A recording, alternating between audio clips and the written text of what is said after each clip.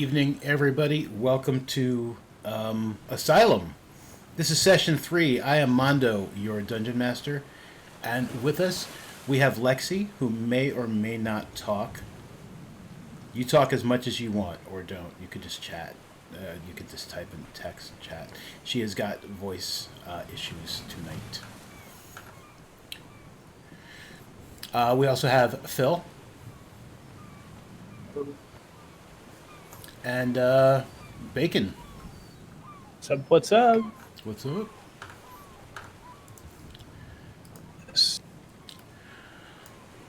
So, we are playing Dungeons & Dragons 5th edition, and I am totally on the wrong screen here for the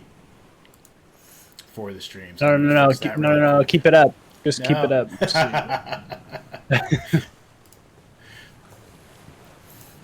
I was like, why am I looking at all of that extra stuff? And then I was like, oh, that's why. Now we just get to look at this really sick. It has been, work has been a little crazy, so. Dude, I can only imagine. I went to get Mexican food today because it's Cinco de Mayo and I have to. Sure. And dude, it was madhouse. Like they were just, obviously short staffed because they probably had to lay off a bunch of people for everything that's going on. And they were just they weren't having fun. I could tell. Yeah, I'm sure. Yeah, and everybody is getting their stimulus check and they're spending it. So that's one of the reasons why my job has been very busy lately. But also, I found out that there are plants that do the mail processing in other states that have pretty much almost completely shut down, either because just like the mass transit is shut down and it's a very urbanized area, so people aren't able to get to work, or people have gotten sick, and so they're sending their mail to Greensboro, North Carolina, from Jersey and places like that for us to process it. So our mail is. Not only do we have a lot of it, but it is getting very late. It's getting to us late.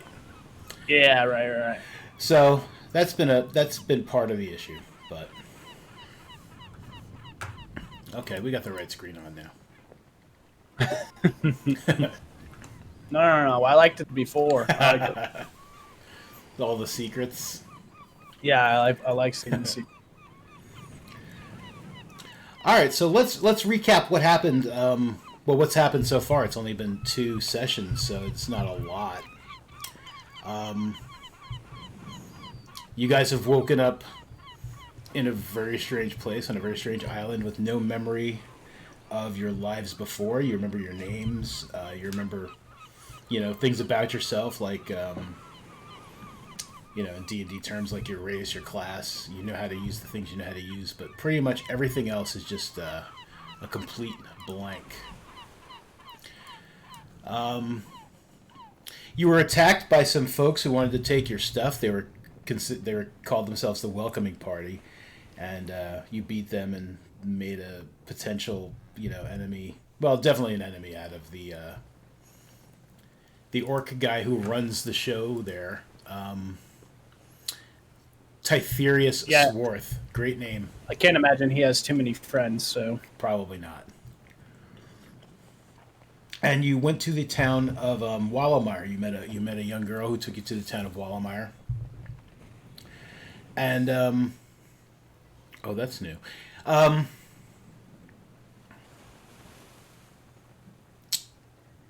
going to ignore this new thing I'm looking at because it's distracting. But, okay, so...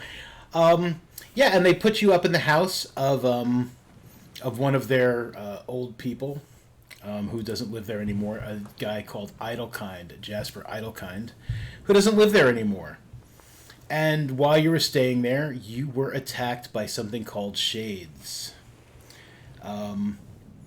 You beat them. You were also kind of warned to their presence by the young girl Erica, who had brought you to town. And, it was like a messed up situation. It's like they basically kind of put you there to sort of kind of sacrifice you, but partly because like they were hoping that you wouldn't actually be sacrificed Yeah. because you were like better than they were at possibly fighting stuff. But still, it was definitely a messed up situation. It turns out that Jasper Idlekind had murdered some guests in his home, and now every full moon they come and kill people. They come seeking, some sort of vengeance for the fact that they were guests who were murdered by their host. You guys shamed the people in town. You did a pretty good job of that, especially Lexi made them feel really bad. But of course, Lexi, by which I mean Bellamy,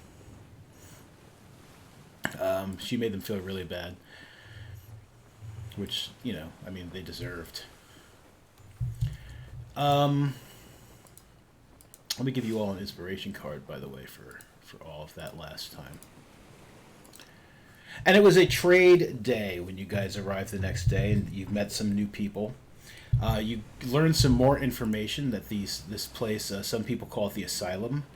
There are many other people on these islands who are in a similar situation as yours. Some of them have their memories. Some of them don't. I mean, no one's really got their full set of memories to the best of your knowledge, but many of them have some of their memories. You met some interesting people, including Eidolon Maystar, who is the captain of a boat whose name I have forgotten, if anyone had it written down. The Last Promise. Yep, that's it. And he referred to himself and people like you as seekers, like the strangers who come. Some people call them seekers. And he has actually tried to leave this island, and he had quite an interesting story to tell you about trying to do that, and it didn't sound like a great time. Yeah. And you guys have gone on board the ship with him. You are heading towards El Assad, which is one of the larger towns in the area. Not quite a city, but it's definitely some place where you can get more information, perhaps. Stuff, definitely. And also, if you're interested, Auntie Talitha, who was was that her name? Or am I mixing up NPCs? I believe that was her name. The witch lady? Yeah. Yeah, Auntie Talitha. Mm-hmm. She has basically said that if you could bring Jasper Idlekind back to town, she would give you, what was it, a name, a place, and A location. a location. Yes, that would help you. That would help you in some sort of way, perhaps to regain some of your memories. So, up to you whether or not you want to find this Jasper Idlekind and bring him back to serve the justice of the town.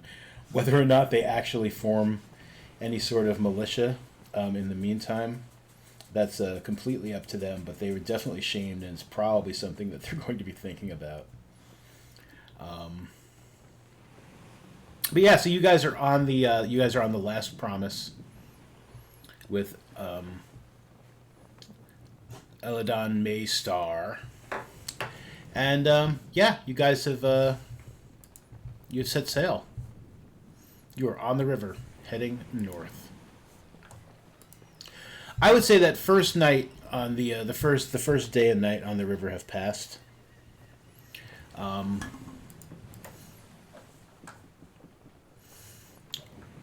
Aside from just enjoying this river cruise, what would you guys possibly like to be doing? There are some other people you could possibly talk to if you wanted to, or you're not going to Idlekind's house. I just have too many maps and my scrolling isn't working. I'm trying to get you onto the boat.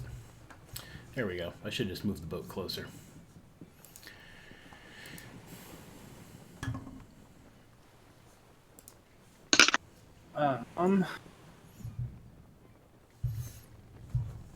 I know that from the last session, I had overheard that one of the sailors um, was talking about lightning hitting the um, what do you call it? Obelisk. The Yeah, obelisk. obelisk. But then Mhm. instead of him saying it was hitting the obelisk, they were saying lightning actually shot out of the. Yes. So I might just be keeping a an ear out for hearing if there's any more stories about that, um, and maybe here in the future I'll I've kind of see what's shifted you up all with that. over towards the. I think Oh I've yeah, shifted you. Have I? Yes. yeah, yeah, Yeah. yeah. To the deck of the boat. Um, no one really seems to be talking about that directly at the moment. I mean, they're mostly talking about ship stuff. They're friendly and pleasant. I mean, they haven't really struck up conversations, just either busy. But their names, these folks on the boat, I hope I haven't named them before on a lost note or something. But you have Leola up here, Mm-hmm. Timu over here, and this guy, his name is Zero Strike, Okay. or at least that's what he calls himself. All human. Uh, Timu is a half elf. Okay. The other two are human. And we're on river, not an ocean, right? Right. Yeah. Yeah, you were on the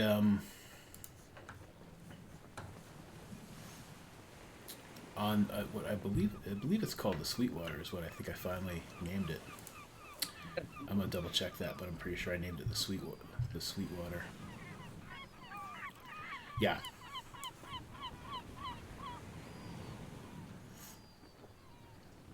Should probably go around to all the shipmates and sort of get like a general overview of like who they are and if they're seekers as well.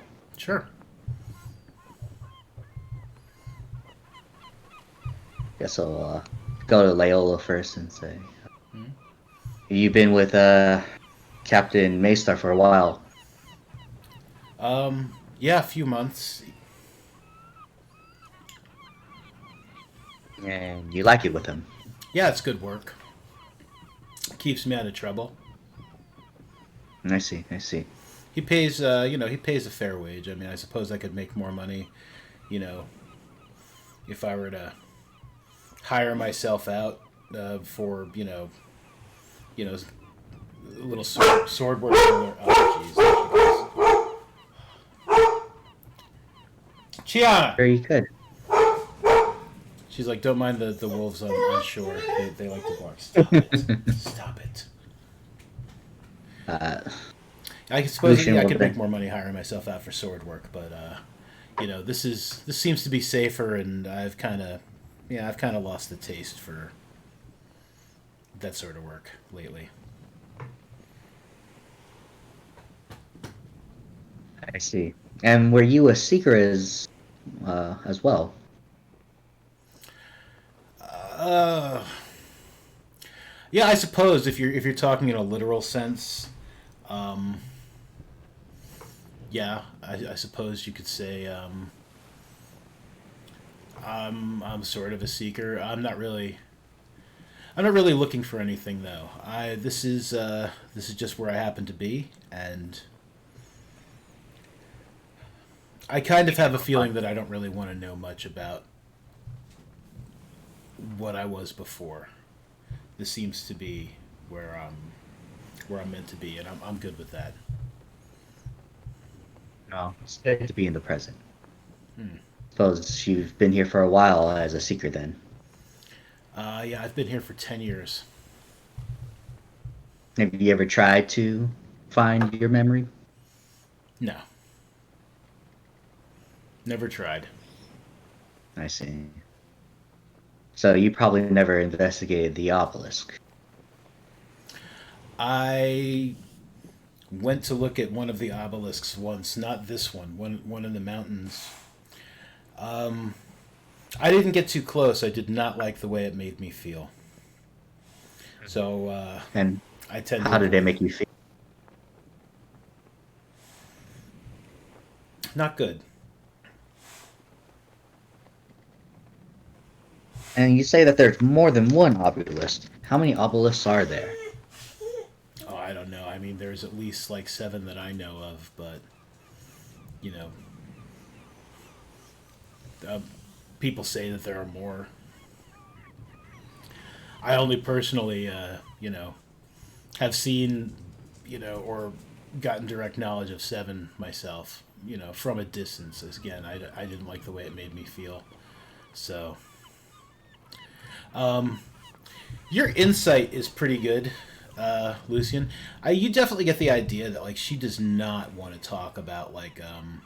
I mean, she doesn't necessarily mind talking about obelisks, but she kind of like tensed up and did not want to speak about how it made her feel. It's just like when she said not good, it wasn't just like no, not good. She does not want. She did not want to. Yeah, It's not a topic she seems to want to discuss. gotcha. Uh, Lucian will then ask her, does anybody on the ship know anything more about the obelisk? Perhaps they have more personal experience with them. Um,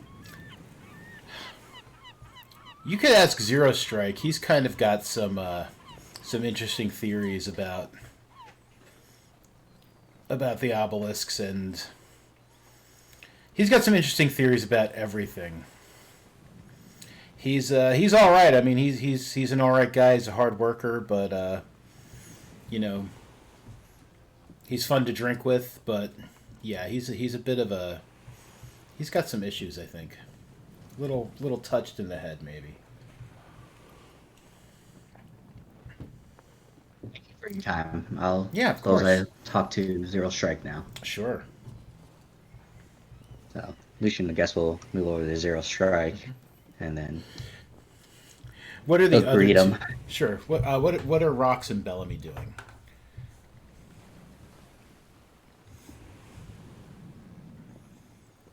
I think I would probably just be like looking around, taking in a new environment. Yeah, not doing anything like super specific right now. Probably Okay. just off on the side, staying out of the way, but like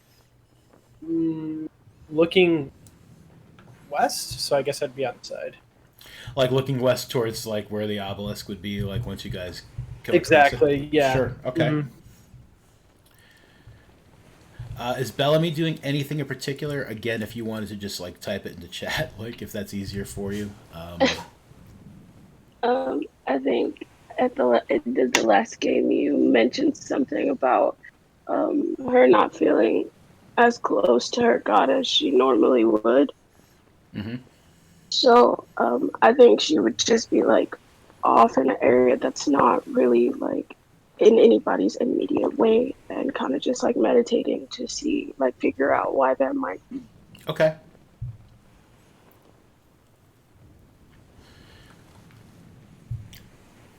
Okay. So as you guys are doing that, Lucian, you approach Zero Strike. He is he is at the he's at the ship's wheel, just kind of like leaning on it. Um, we can put Maystar down on the deck, like just I don't know, doing something, looking out. Timu is just coiling rope. He seems to be good at that. And yeah, so Zero Strike is just like hey, what's up? Zero Strike, Yeah, right? yeah, yeah. That's an interesting name you have. Is hmm there any meaning behind it? Um, no, it's just the name I go by. There's no real meaning, I guess. I mean, like when we were kids, didn't you ever give yourself a cool nickname when you were doing stuff? Just kind of stuck. You know, everybody just kept calling you that. I wouldn't remember. Good point. So, does that mean you're not a seeker if you remember that? Oh no, no, I'm you know, yeah, no, I'm not a native here. You know, I came here about you know 7 years ago. Yeah, you know, I know that I called myself Zero Strike. It's the name I go by. Uh, Ask me what my real name is. What's your real name? Couldn't tell you. That's a good one. Oh yeah, it's just the truth. Yeah, no idea. So, have you ever tried getting off this island and trying to regain your memories? Yeah, no, I've definitely tried like different stuff to regain my memories. I've tried all sorts of different drugs. I've tried like all sorts of different, like you know, like getting into fights, like thinking like maybe that'll trigger something. One time, I did try to drown myself. I don't recommend that. And Captain Maystar actually rescued me from that, and yeah, so I work for him now. I don't recommend that, but yeah, I mean, I just figured like you know, what's the best way to end this, right? It's just like you know, because none of it's real. You know that, right? None of it's real. None of this is real. All right, so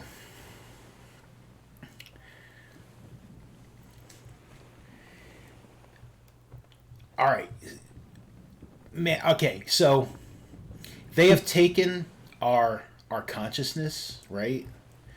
And someone has. I couldn't tell you who. I don't know. And they have put it in. I believe that this is all just a simulation, and we are just trapped in this simulation. And you know, I don't know if there's a point, if it's some sort of game, or if it's some sort of punishment, or if it's just some crazy experiment. But there's got to be a way out. So So you think we're under some type of spell? Is that what it is? Spell that puts us in some consciousness. I don't think it's a spell. And he does like quote fingers. He's like, I don't think it's a spell per se.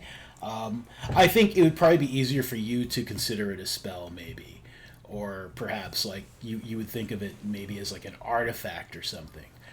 But yeah, yeah, let's roll with that. That seems if that's comfortable for you. Yeah, we're under some sort of spell. Okay. And how do you propose we break that spell? Do you think it has anything to do with the obelisk? Absolutely has something to do with the obelisks. I think the obelisks are. I think they're some sort of like central nodes or servers or something along that line. Something that connects the real world to this our simulation that we are currently coexisting in. If we're even coexisting in it, because I've also had some other very disturbing thoughts while I've been experimenting with some silverweed extract. So, you know, I mean, check it. There's always the possibility that, like, for some of us, there really is no outside here. It's like, what if, you know, what if I'm the only real person here, right? And it's like the obelisks are just like making you guys just for me to interact with, just to like either like torture me, you know, not necessarily physically, but what if you're here to like to just torture me or mess with me, or what if they're just trying to learn something from me, or I mean, and it's not like an ego thing because it could be the same thing. It's like you could be the only real person here, and I could just think that I'm real, huh? How about that? You lost me at central nodes, Yeah, but that's fine. I mean, I tend to lose a lot of people. I tend to lose a lot of people there. Have you ever gone up to an obelisk before and inspected it yourself? Oh yeah. And how was it? Um, it was kind of warm, like not like warm like someone raised the temperature or anything. It was like warm like a warm feeling. I got like this warm feeling from it. It wasn't necessarily a good warm feeling. I wouldn't call it a bad warm feeling either, but it was definitely like a warm feeling, almost like something like familiar. Like, do you ever have a dog? No. Can't say I have. All right, well, Or maybe I did and I don't remember. but yeah, no, I tried. I tried real hard once to. I spent about like 2 weeks hanging out right around one of these obelisks. Um,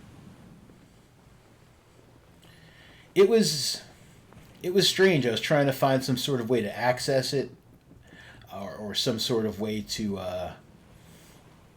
like to tap into it. I suppose might be a way of saying it, like some sort of way to tap into one of the obelisks to see if that would if I could figure stuff out. I ain't get nothing. There's no. I'm not gonna say there's no way in or out. I couldn't find a way in or out.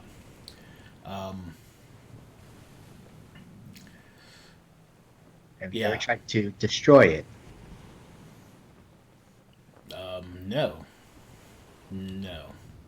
I don't have that kind of firepower, really. It's like I've learned how to use one of these, and he like kind of like gestures at his like rapier on his side, and I'm pretty handy with a crossbow now, but I mean I'm not like one of you spellcasting types like you like magic people. Yeah, I don't got that kind of firepower. I don't know if I'd want to destroy it either. I mean, what if like I destroyed it and all of this just ceased to be, including me? What if that just caused the end of like not just the simulation but like everything? I mean, that would be like that's kind of the opposite of what I want. So yeah, no, I've never What tried to if you know destroy the it. truth then? If that happened, once you know the truth, No, at the very least. I'd know nothing. Yeah. I mean, if this simulation ends and we end with it, I mean, then that's just it. There's just nothing. Just like just a zero So you sum. don't want it to end. Huh? So you don't want it to end. No, I don't want it to end like this. I'd like to get out, but I don't want to. I don't want to die with it. And I could be 100% wrong. Who knows? I mean, like, for all I know, it's like everybody else is right. And, this is all some sort of, like, magic weird stuff, and the obelisks are nothing more than, like, the eyes of God watching upon you, et cetera, et cetera, et cetera. Who knows? I don't know. I can't really say. Like, looking for the same thing, to get out of here and regain my memories. And I intend to do so. If I find a way, I would very much like your assistance, if there ever comes a time. Yeah, I mean, if there ever comes a time that like maybe I could help you, like if you get some deeper knowledge of this and you grok the obelisks or whatever, and then absolutely, man, I'd be game. I mean, I don't know what you're doing. I don't know how long you're hanging out on the boat, but man, you could always find us. Like we're on this river. You come find me. Again nods, and then he just holds out his hand to shake him on that promise. Yeah, he gives you like he clasps your hand like kind of like not in a way you were expecting. Like he gives you that whole like that bro like thumb like hand over. What do you call it? Is there a name for that? You know what I mean, though. Yeah. Yeah. Lucian will try to be as smooth as possible and just go with it and like pretend like he knows exactly what he's doing. Yeah, sure. And after that, Lucian will just hang around deck and like just watch the river go by and see if he sees anything of interest outside the boat. Sure.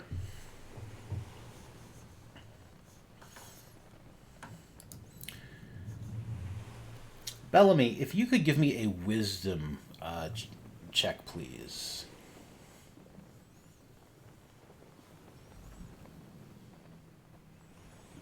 Just to check, right? Yeah.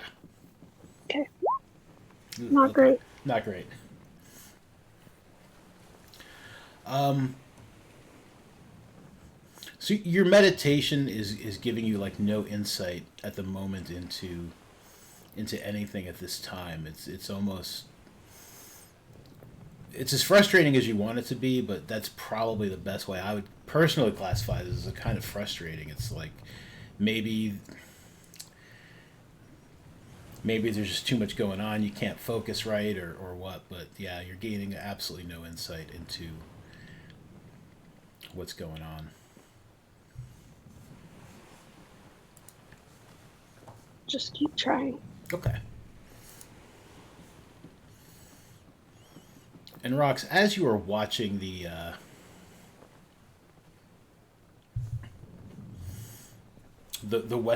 western shore, pretty far ahead, like in the distance, like to the northwest, you think you kind of like see like what looks like it might be like a black, like the very top of like perhaps what could be the obelisk. Like if there's a very dark looking tower. Again, it's like miles away, but Okay. it's you can barely make it out, but you kind of see it. Yeah, I'll probably just keep watching that point. Okay.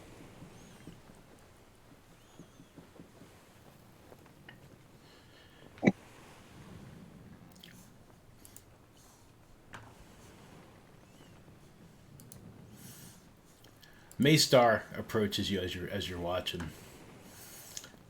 And he's like, do you see it?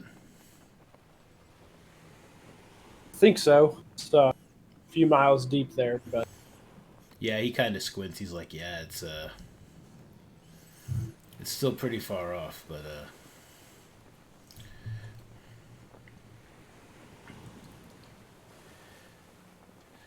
I'm pretty sure that this whole area is more or less completely flat. So vision's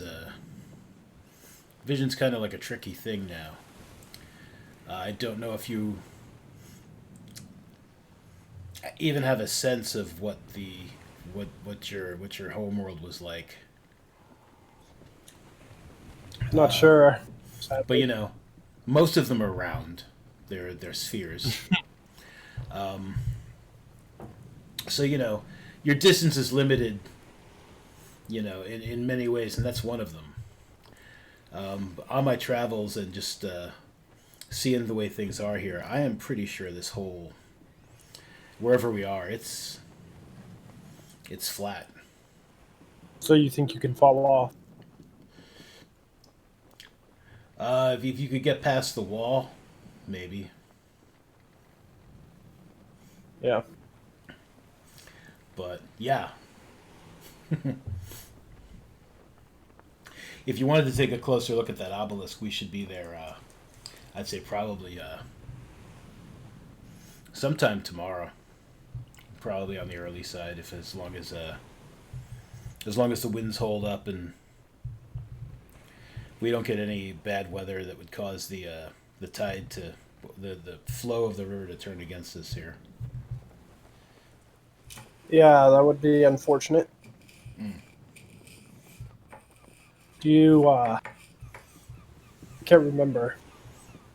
It's been a weird few days. I know you wanting to go to that city in the mountain, Mm-hmm. but had you ventured close to any of the obelisks? Oh yeah, definitely. I've checked about. Most of us. I'd say most of us have Yeah, at one point or another, especially as seekers. I mean, yeah, they're odd things. People are drawn to checking out odd things, especially if sure. they might be part of the whole answer thing. That was Sure. eloquently said. Very. Uh, what was the? Didn't you guys say that there were a group of people that worshipped there? Yeah, in this region, the Bone Savages, they seem to think of the obelisk as some sort of Didn't have any problems with them. Oh yeah, no, definitely. I mean, they'll if they happen to be around, they'll definitely attack you. They're not. You made it out all right. Oh yeah, we ran.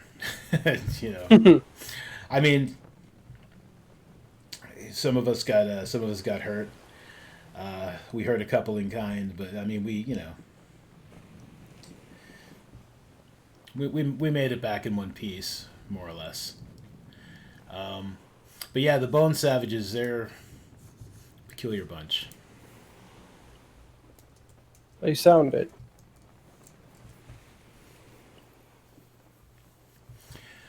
Yeah, so I mean, if you wanted to go check the obelisk out, I mean, I would definitely be on your guard Yeah. and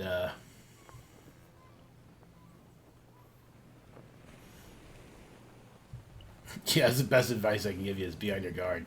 I mean, you all seem to be able to take care of yourselves pretty well, so Yeah. Not to mention the events that have transpired over the last few days. I think all three of us have been more on our guard than maybe we usually are. nah, I don't blame If you. it's a weird thing to wake up and not know who you are. Yeah, But between you and I think some of my memories might be coming back. We I haven't mentioned it to anyone else, but when we were in the jungle and we were fought a boar, it seemed familiar.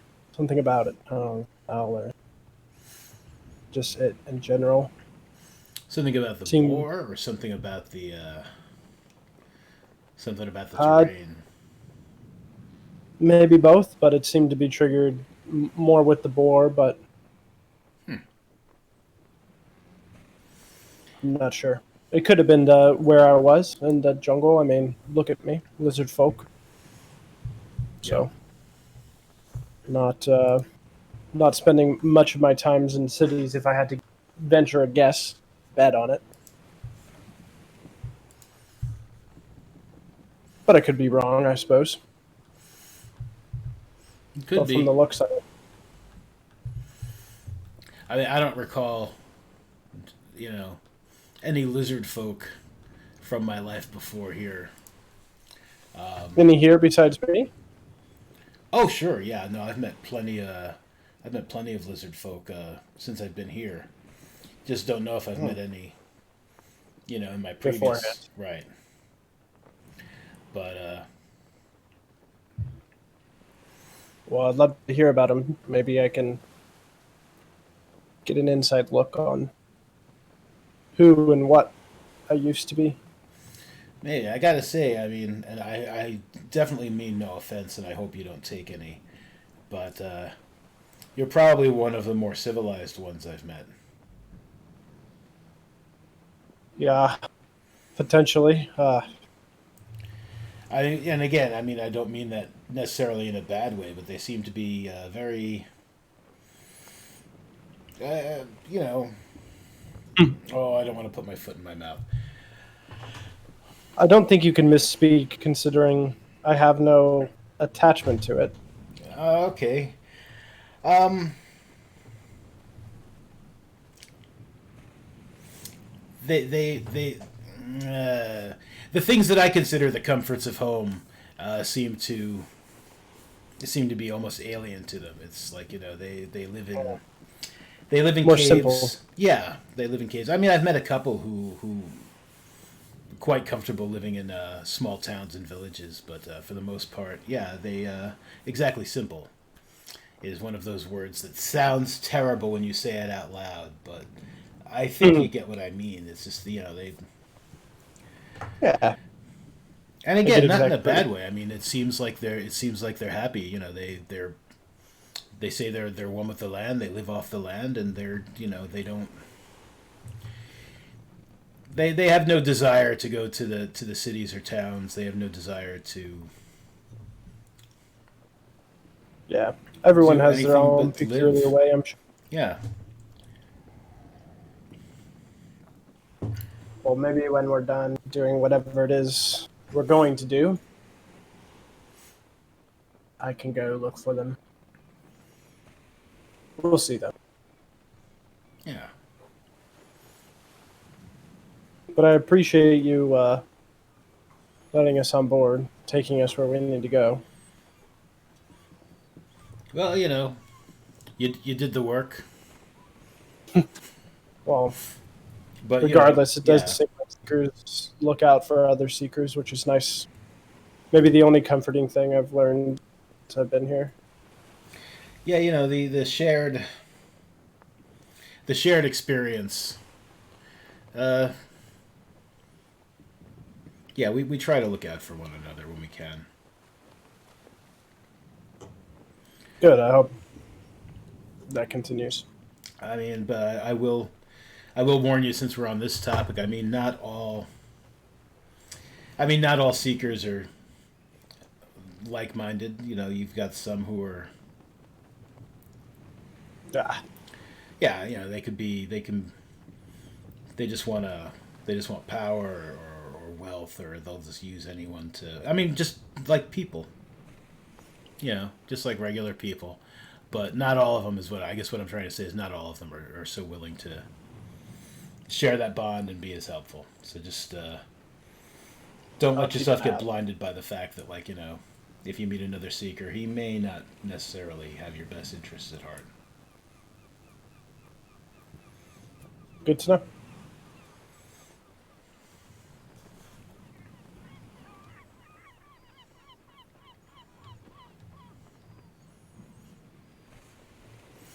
And Timmy was still he's still this coiling rope.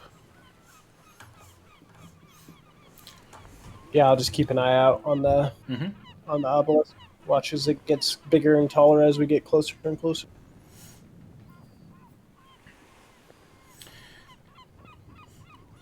As evening approaches, Timmy actually he prepares a pretty good supper: fish, rice, some sort of strange vegetable. If you're familiar with asparagus, it's asparagus. If you may not be familiar with asparagus, it's just some weird green, like spear-like vegetable, but it's pretty tasty if you like that kind of thing.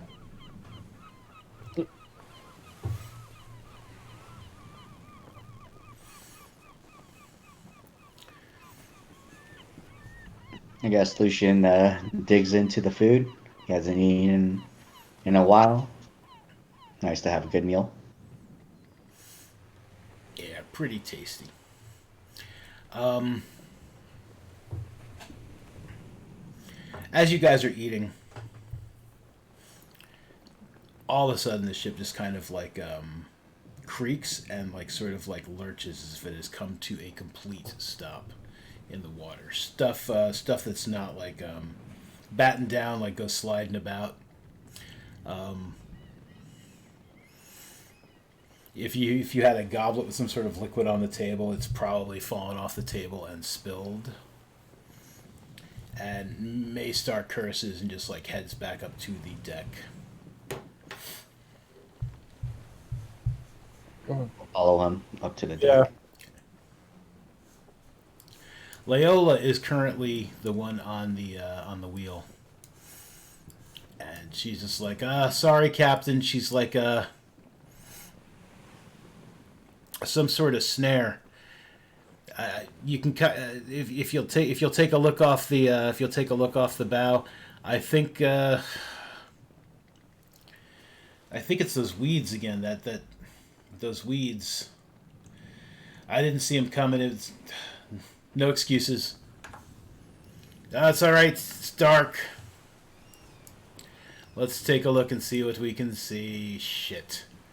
And he goes up to the bow and he's looking over the railing and he's just like, yeah, there's a lot of it.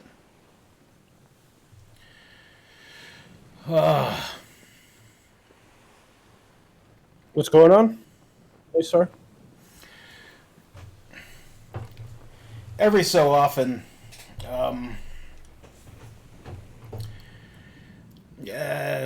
we get stopped on the river by whatever this plant matter is. It's usually Sahuagin trying to stop us up, see if they can raid the ship while we're stuck in it.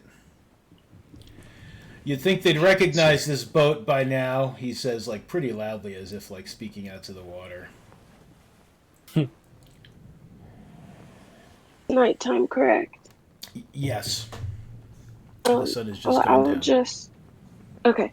Can I go to where the party is and just cast Eyes of the Night on them? Mm-hmm. Just to be safe. Sure. Okay. If you could pop that into chat again. Mm-hmm.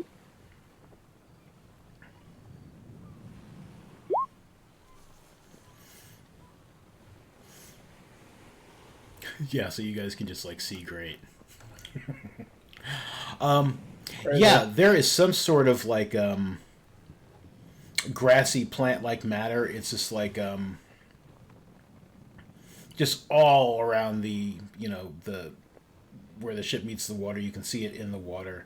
It's just it's not like grasping at the boat or anything, but it's just so thick that like the boat just can't go any further.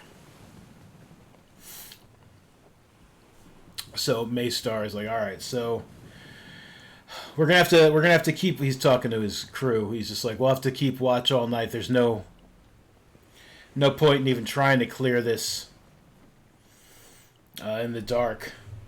We'll have to hope that they keep their distance, and in the morning we can just try and cut away from it, or they can, maybe it'll just let us go. But we're gonna have to keep a good watch. So everybody, eyes open. Would you be able to cut if I illuminated the weeds? That might help. Yeah, if we could see a little bit better. And Lucian will cast Fairy Fire on the weeds to illuminate them and Okay. say, does that help? Yeah, it definitely helps that section to be sure. What section would you want to try and cast that in? If you want to drag an area of effect over there. Did I put area of effects in here? Yeah. No? Where's the Okay. biggest concentration of seaweed? Or I would say it starts about here, and it's like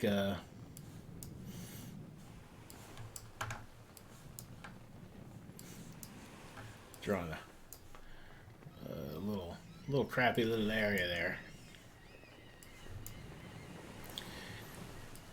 I mean, it goes out to the sides further, but this is like, this whole patch here seems to be like where, it's like kind of like holding the boat. Alright, yeah, they'll probably cast it at the front then, like hopefully ease it out and we can just move on without having to cut through all the weeds. Sure.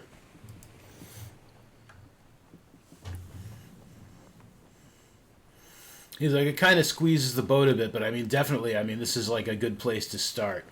All right, so change of plans, folks. Um, he's like, Tinu, I want you up on the crow's nest. Zero strike. And Leola, grab the cutters, get up front, and start trying to cut it away. So they do that. Tinu goes up to the crow's nest. He's climbing up the ropes. Zero strike, and where is she? Can I be looking like in the water to see like if there's anything that's lurking around? Oh, yeah, absolutely. Especially since like Bellamy has given you like dope, awesome eyes of night. Yeah, exactly. Maybe cut through the water. I don't know. That's not what I meant to do. This is what I mean to do. That's not what I meant to do either. That's what I meant to do. Okay. Yeah, absolutely. Why don't you give me a perception check? And what area are you kind of like watching in? Same kind of spot, just like probably like this area, and then around like like where my eyes can be, just right over the side. Okay. Yeah. Go ahead and give me a perception check.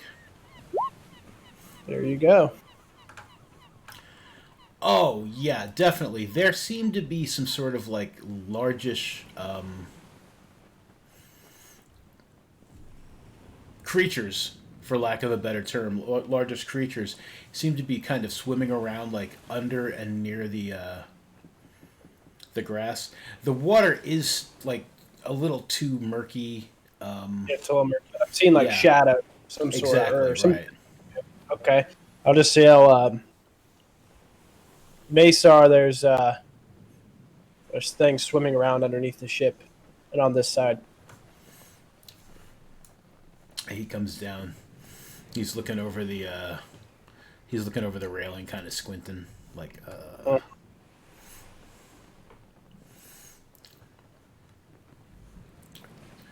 I couldn't see straight down, kind of to the side here. They look like they swim underneath the ship, but definitely decent sized shadows. I can't see all the way through the water though.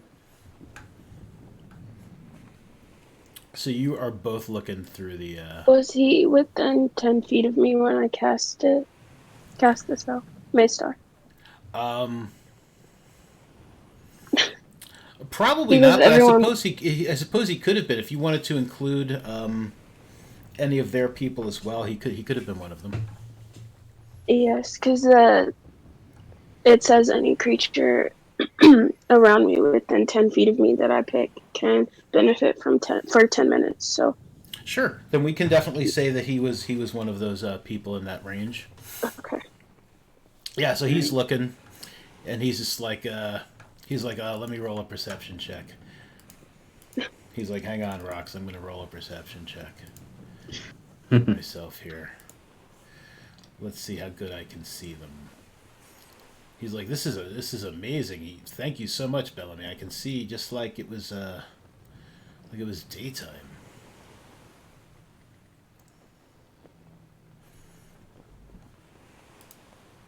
As they're looking over the deck, Lucian's gonna start playing a song on his whistle flute and give Bellamy and Rox bardic inspiration. Okay.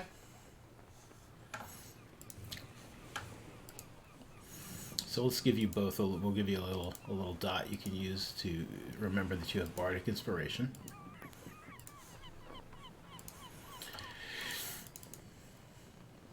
And then before you guys started being all helpful, which was good, I don't have a problem with it at all. So as like Maystar is like looking up through, like peering down into the water, and like asking, he's like, there, like, is that what you're talking about there, Rox? I think that's just more of this like grassy stuff.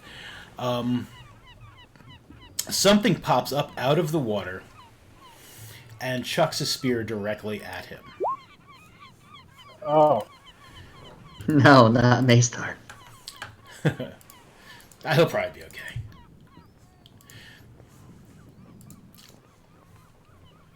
It does hit him right in the shoulder. He falls over and he's just like, "Oh!" And I would like you guys to roll initiative, please. Let me get it started there. Boop. Okay.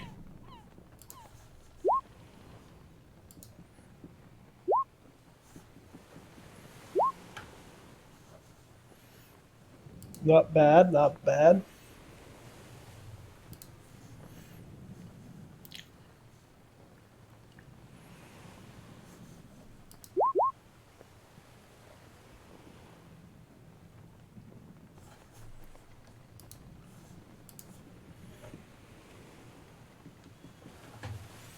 It always throws in these extra rounds. I don't understand why it does that, but not important at this moment either.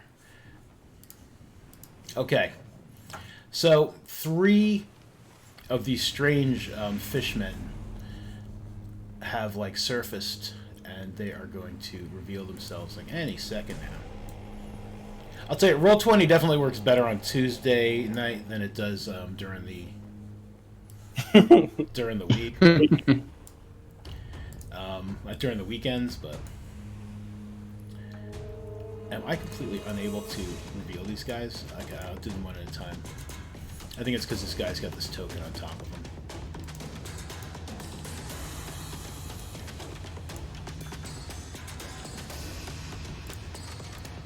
There we go. Okay. This is the one that threw that thing.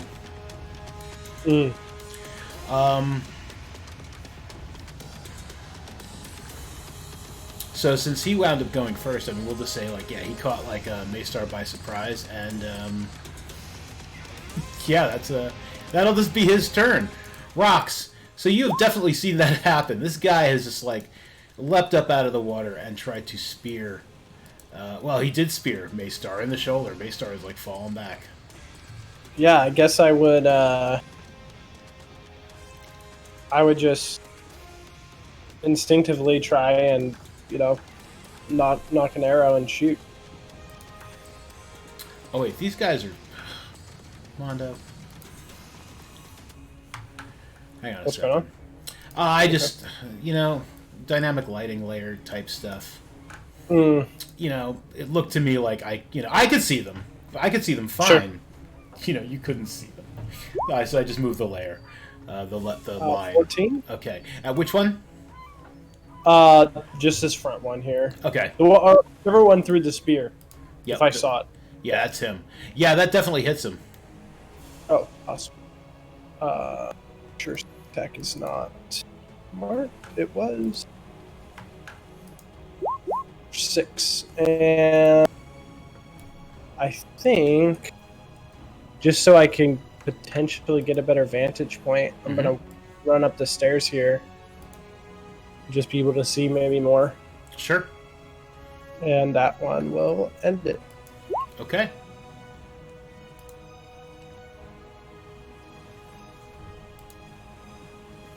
All right.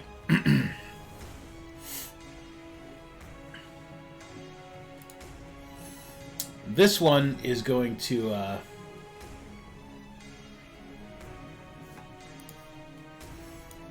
come here. He approaches the boat and starts, like, just digging at the side with, like, with this huge spear he's got. Like, it's not like a regular spear; it's almost like more like a glaive, and he's just banging away at the side of the boat.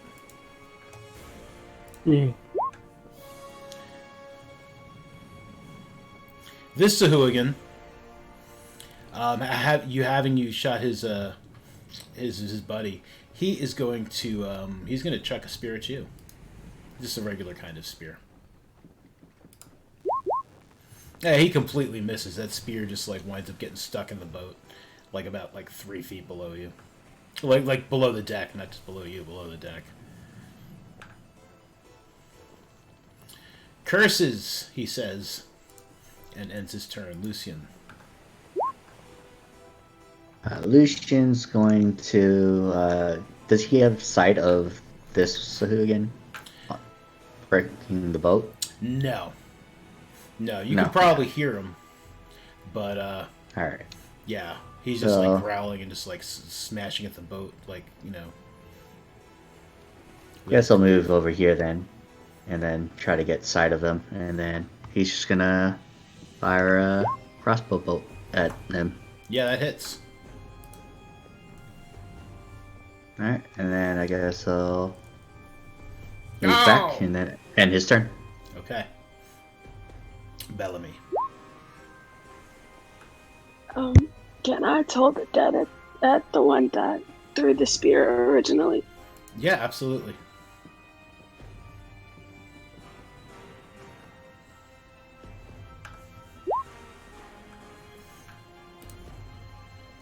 What is your DC? 12. Okay. It's good. Yeah, he he hears the bell and he just like covers his ears really quick, I guess, or something. I don't know. He's just like, oh no. Dunks his head underwater. Yeah. So it still takes a D8, correct? No, I don't think he takes anything. I think it is. Okay, Yeah. that's fine. Alright, well that will be the end of her turn. Okay.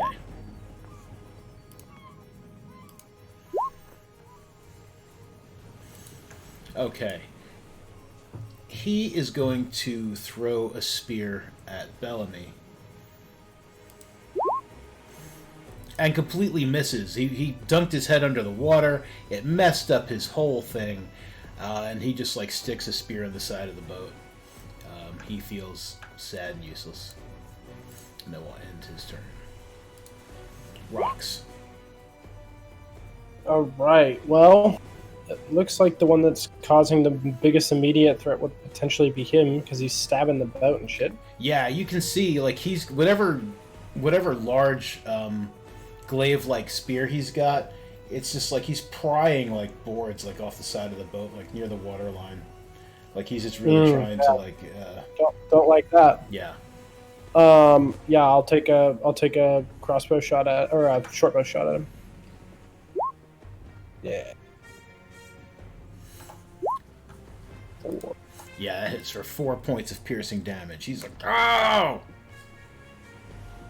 Let me see here. Okay, that's the end. Can't do too much. Math. Okay. Yeah, he continues to like just like hack away at the boat. He's like looks like he's trying to like move up a little this way. Just trying to stay away from you, but like he's not getting too far because he's kind of concentrating on the part where he's like already like doing some work. So he's not actually moving away. But that is what he is doing. This guy over here is going to attempt to throw another spear at you. Rocks. That will miss. Yeah. Yep. So there's 2 spears now stuck in the boat, like right below, like where you're standing. That will end his turn. Lucian. Alright, Lucian's gonna move back over here to get sight of the Sahuagin touching the boat. Mm-hmm. And he's going to cast Vicious Mockery on him and say, "Hey, stupid, don't you realize that you're going to die trying to break a boat?" Okay. And then he'll move back and end his turn. Go ahead and roll that. It does 1d4 psychic damage to him, so go ahead and roll that 1d4 psychic. Okay. It's not a lot of damage, but that's okay.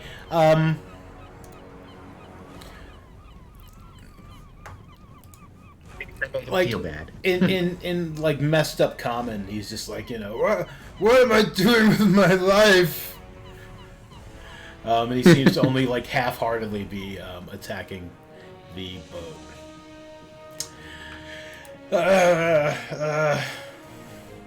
Bellamy. Could I cast Sacred Flame on the same person as last time? That one. That one there? Yep, absolutely.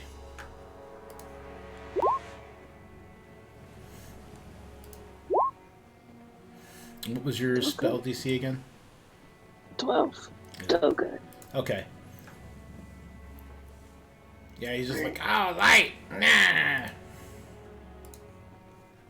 Alright, that would be the end of my turn.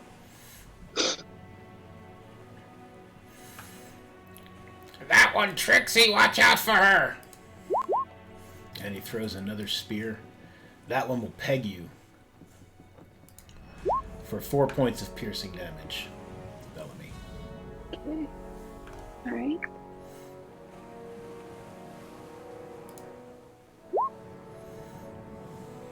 Then it'll be Rox's turn. All right. Yep, gonna attack the same guy. Mm-hmm. Stabbing the boat here. Yeah, he's like, what am I doing with my life? Oh, it's another arrow! Another 4. Okay. He seems like he's pretty badly hurt now. Like, that last arrow seems to have, like, taken some of the wind out of him. Plus, he's depressed. Because what is he doing with his life? He's like, I'm gonna die trying to sink a boat. And it is his turn. He's just, he says something in some strange, garbled, fishy language to the others.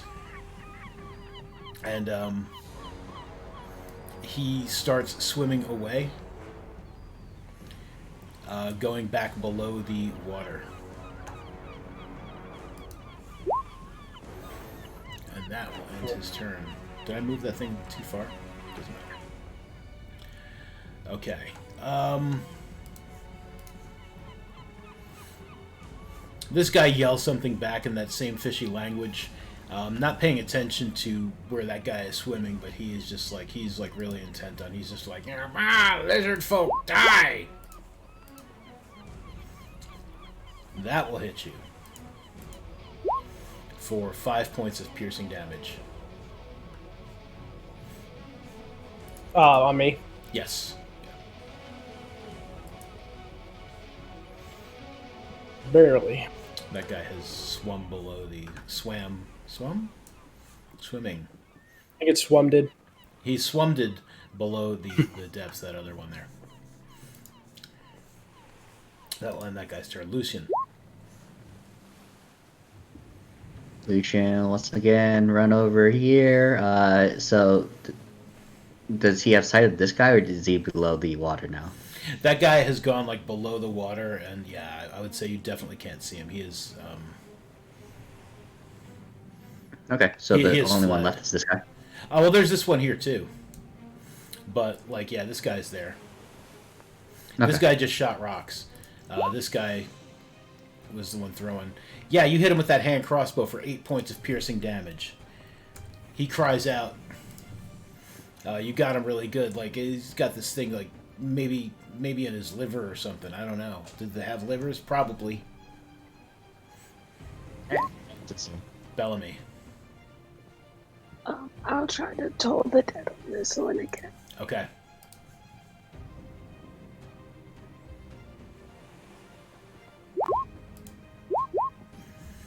Oh man, roll that damage. He's missing hit points, so it's 1d12.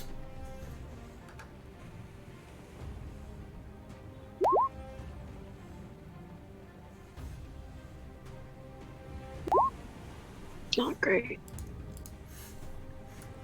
But it's better than none. He cries out in pain as, like, necrotic energy just, like, racks across his, like, face. And he's like, no, leave! Leave! He seems to be saying to the boat. And then he is going to submerge himself below the water. I'm afraid to move him to... We'll just go to rocks.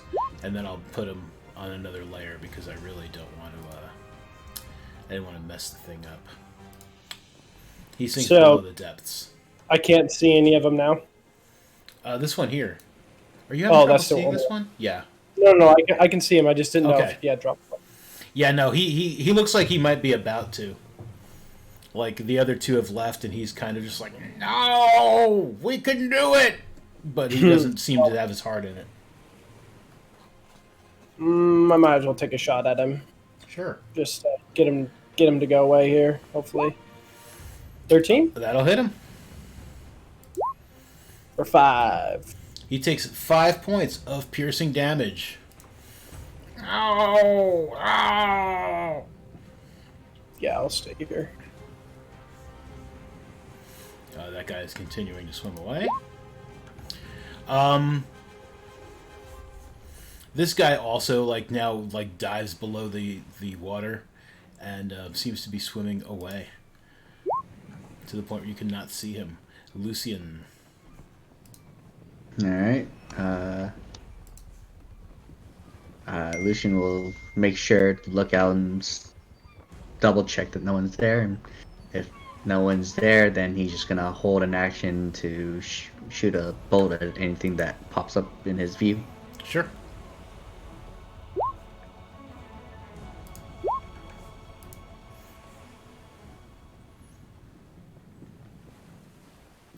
It's my turn, right? Yeah. Okay. Could I cast Cure Wounds on rocks? Yeah, absolutely. Thank you. Alright, give me 1 second.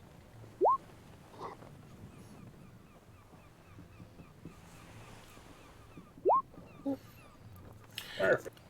As you go up to the to that little other deck to cure wounds on rocks, you feel the ship start to shift and move a little bit, and looking over the edge, anyone who happens to be looking over the edge you can see all of this weird seagrass stuff, or river seagrass, whatever you would call it, seems to be just kind of parting and moving away. So kelp? Yes, thank you. It's kelpy. I could not think of the word for the life of me. Oh, good.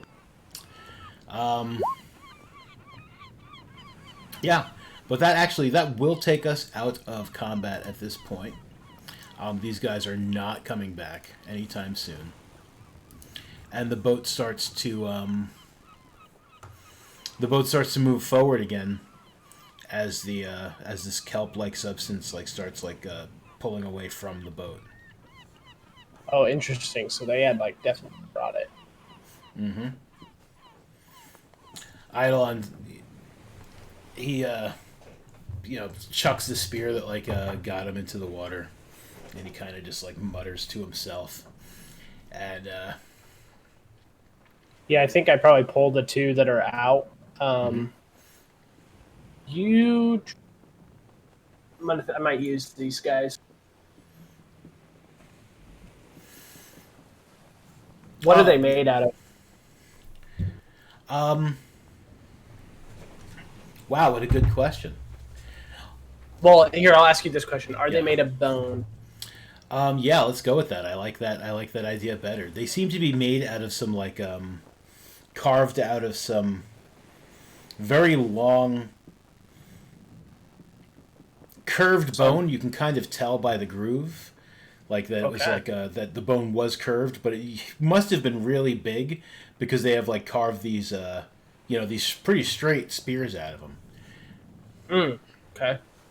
Well, I have, as a lizard folk, I have cunning artisan. Mm-hmm. So, during a short rest, I can harvest bone and hide from a slain beast and other things. And form the following items: a shield, a club, a javelin, 1d4 darts, or blown gun needles. I need a blade as a dagger, props and darts. I believe I should. Oh, yeah, I do. So, I don't know. Do you think that with what we have, I have enough stuff to do any of these things? I mean, I guess I could just use them already as a javelin. or whatever. But I was trying to eventually make a shield. I would say you probably couldn't make a shield out of these bones, but you could definitely make a club, a javelin, or darts. Or you could just continue to Then use it as a spear.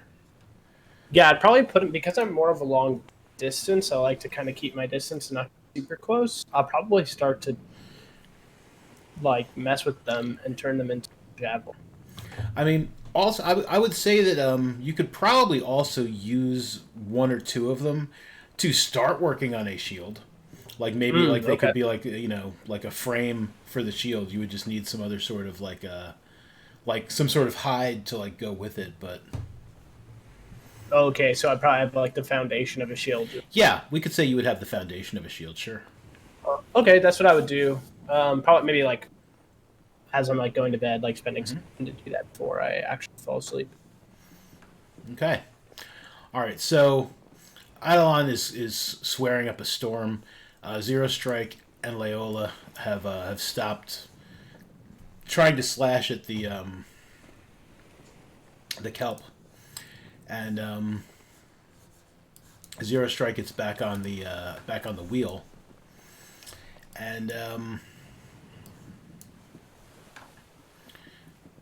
Timu remains in the crow's nest, and Eidolon and Leola go down to the deck, down below decks, to try to check out the damage that this thing has done to the ship with that weird, pikey kind of thing it had. Could I check on Maystar and see if he need healing or if he's cool, like it wasn't too bad? No, thank you. Yeah, no, it's not too bad. I've had much worse. I appreciate it, but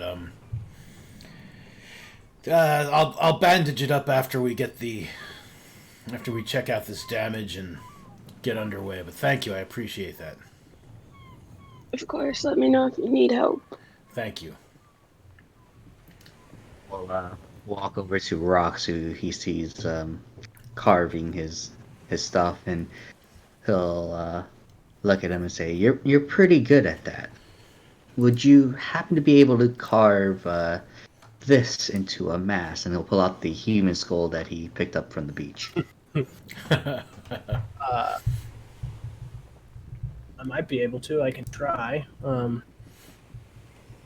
It'd be I don't know. useful for us to get by the bone savages if we do head and investigate the obelisk. Yeah, it makes sense. Yeah, here, hand it over. I'll give it a shot, but I've never done this before, so. And he hands over the skull. Sick. So, I don't have super big abilities. I don't think to. I mean, I know that he can do something, but I'll make a roll when I think maybe I have a better chance. Sure. All right. Good enough. Yeah, so the ship has definitely gotten back underway. The damage appears not to have been too bad. Maystar comes back to where the larger part of the group is gathering, especially Zero Strike and Timu. Yeah, it's not too bad, the damage, but we can keep going through the night. If these folk want to check out the obelisk, we can use the time to make repairs. We'll just remain out. We'll remain out in the water a bit. We'll just drop anchor. You guys can take one of our rowboats, if that's what you still want to do. To give us a chance, but it's night, right? Yeah. I mean, no, this won't be until tomorrow, but yeah. Okay. Yeah, this will be tomorrow. We'll just we'll stop there. Seems to be a good as place of any. If that's what you want to do. Otherwise, we can press on. The damage can wait until we get to port. Look at these guys. Probably as close as we'll get for quite time. Do you guys want to take a look, or would you guys rather? Yeah. Why not? You're here now. Let's do it. All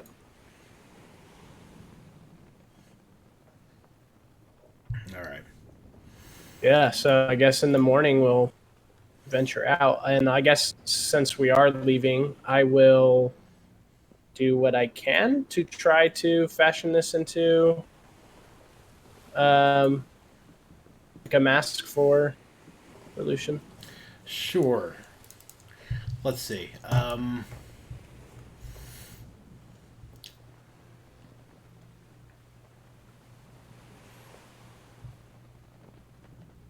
Don't know what I would have to. I don't have any. Don't. You don't really have like a tool kind of skill. It's just this like cunning artisan thing. So Yeah. to fashion this mask, I'm gonna say let's go ahead and make a. I guess it would be mostly just like hollowing out the skull, right, and like making it, giving it like a string or something. I'm gonna say hold give on me a to- sleight of hand check. Sleight of hand. Okay. Yeah, so it's like because you're using like this knife or dagger to like try to carve away parts that aren't mask like. Sure. Yeah. That seems like it would be like like a hand dexterity kind of thing. Okay, so here's the roll. 16.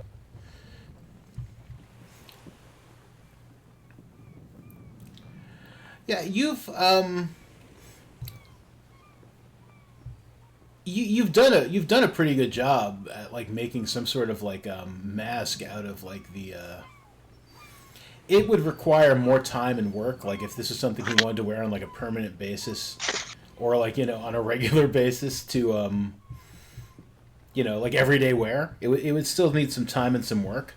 But I mean, you've been able to fashion something that he could put on now easily. Sure. Cool. Well, once I'm kind of done, I'll go up to him and be like, "This is the best I could do in time I was given. So hopefully it works all right. If it doesn't fit quite right, I'll need a little bit more time and maybe some more materials. But I think I can. I have a good base started." Nods as he inspects the mask and says, "This will do fine. Thank you." Well, hopefully it helps us in the long run here. Let's hope.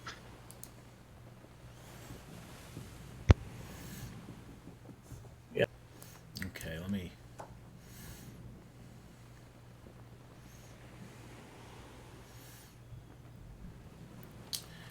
mark where you guys are going to be at and kind of push you upriver a little bit, and we'll get off the boat map for a little while. These maps are too big.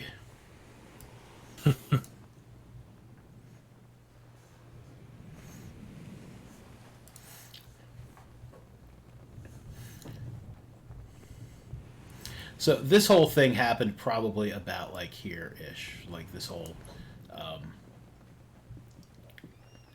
Sahuagin attack. You guys get a full night of rest, so it's like if you've lost hit points, you have them back. Spell slots are back.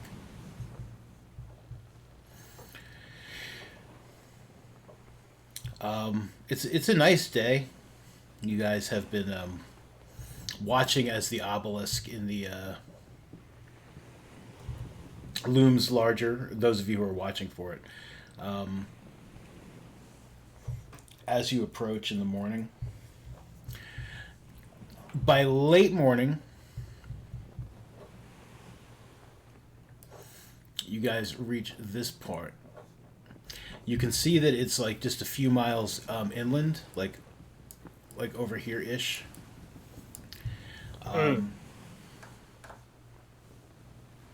Maystar lowers the anchor, starts giving orders to everybody to, get to work, like trying to fashion some sort of repairs.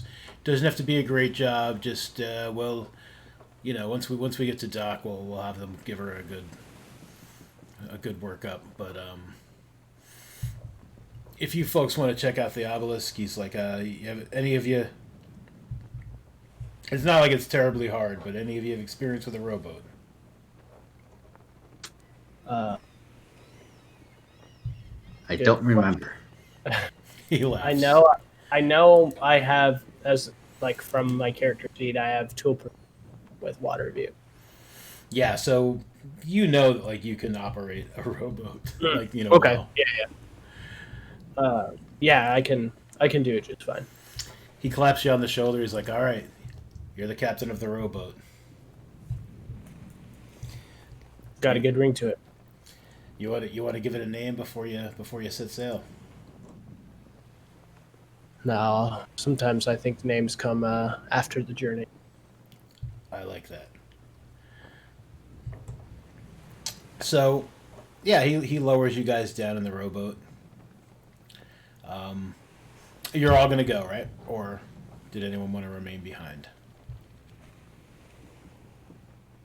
Lucian No. would be gone. Okay.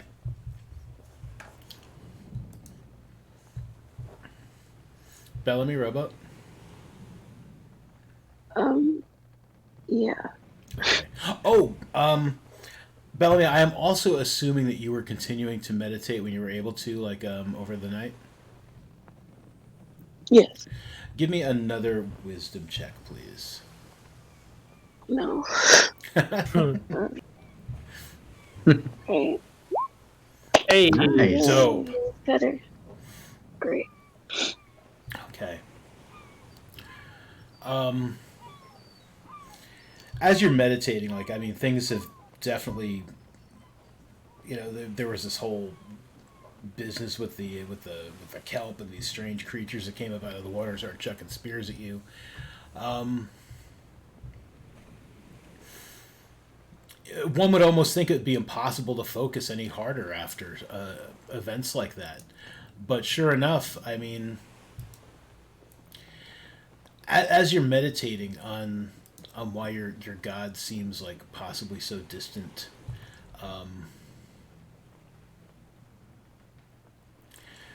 you get the impression that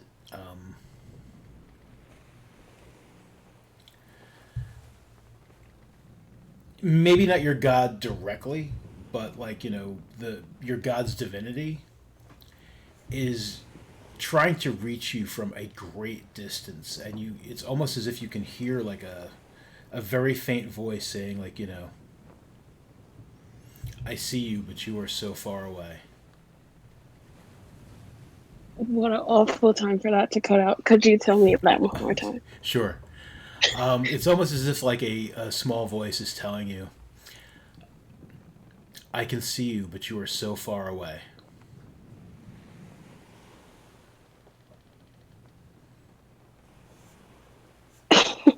Okay. Did I cut out that time? No, you're good. Okay. But yeah, so it's, you can feel your god's divinity, still able to reach you, but you definitely have the sense that wherever you are, it is very far from, very, very far from wherever it is you've called home. Okay.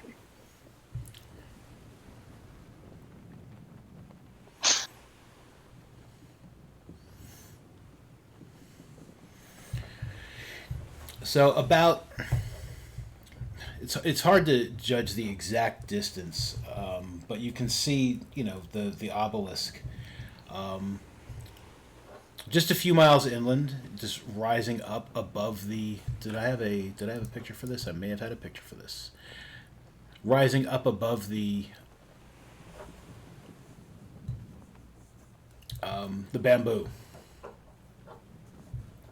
of Yela's gift. And yeah, it's just it seems impressive. Whatever it is, it's from a distance. It seems to have no markings whatsoever. It's just a straight black tower. It's not very wide, but its presence can be felt. So you row the boat to shore, pull the boat up onto land, and there seem to be very, like not necessarily like excellently marked trails, but there seem to be paths through the bamboo that you could follow here, and just like wherever you are, it seems like you'd be able to still see the obelisk, so that you'd be able to approach without any sort of you know getting lost. You wouldn't necessarily get lost. Lucian, what are you disguising yourself as? So Lucian would put on the bone mask, and then he's just gonna disguise himself into like a generic looking like savage like tribal guy. Okay.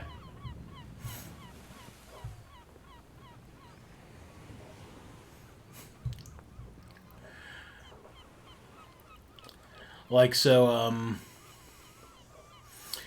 like kind of give me. It doesn't have to be extremely detailed, but give me a rough description of like what you consider to be like a savage Sure. kind of tribal guy. So like his clothes are like ragged, like pieces of cloth filled with bones and things that dangle and uh, uh, harsh markings. Like it's like wearing a lot of bone stuff. Okay. A lot of bone stuff.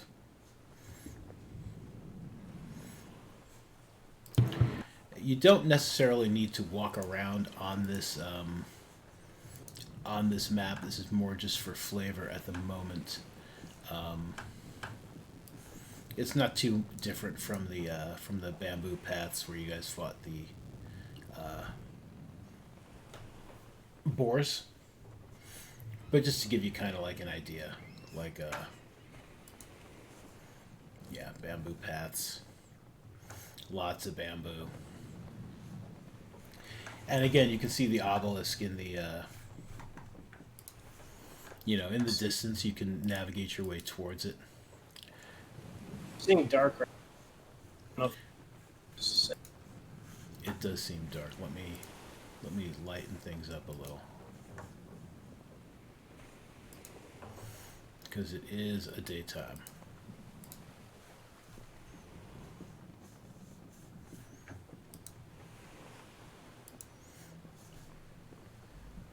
Okay. Lucian will move on ahead, just to scout out the area because he is in disguise now, and to see if there's any like bone savages around. Sure.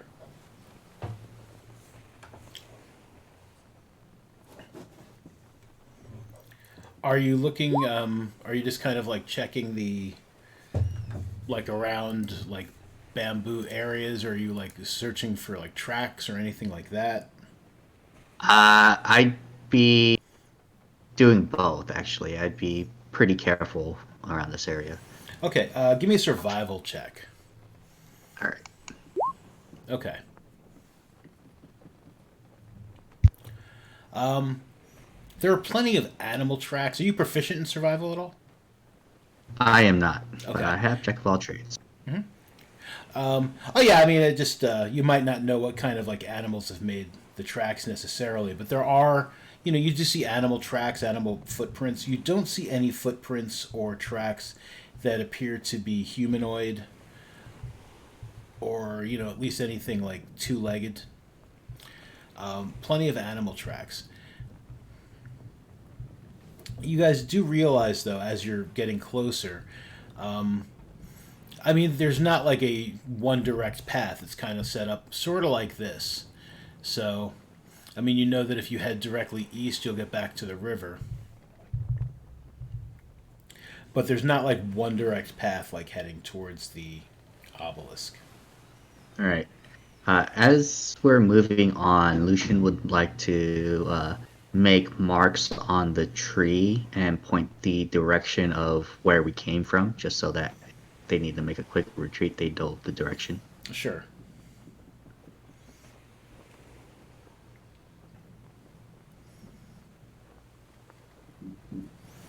Okay.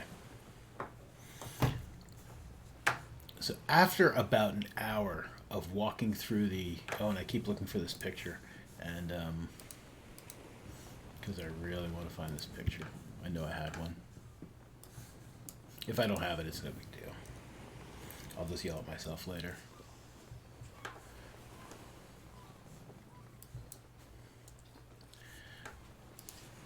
Okay, we'll just do it like this. I'm not going to waste time looking for a picture. So you guys start to approach the obelisk, and you come out. As you're getting closer, you can hear the sounds of some sort of crows or ravens getting louder and louder.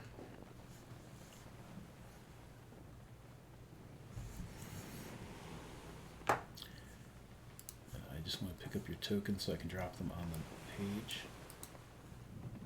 Oh. And the obelisk grows larger in your view, and eventually you come out over here into this clearing where the obelisk is, and by here I mean here.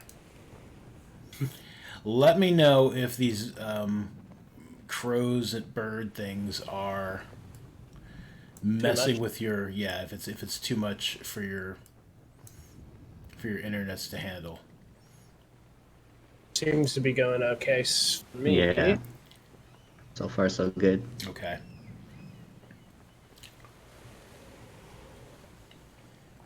They are just flying around this thing like nobody's business.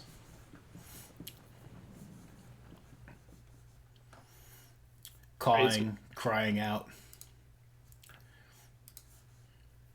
Are they up high? They probably start at about like 20 feet up. Oh, and they okay, just go so all the way up. Yeah. okay. Might step over too.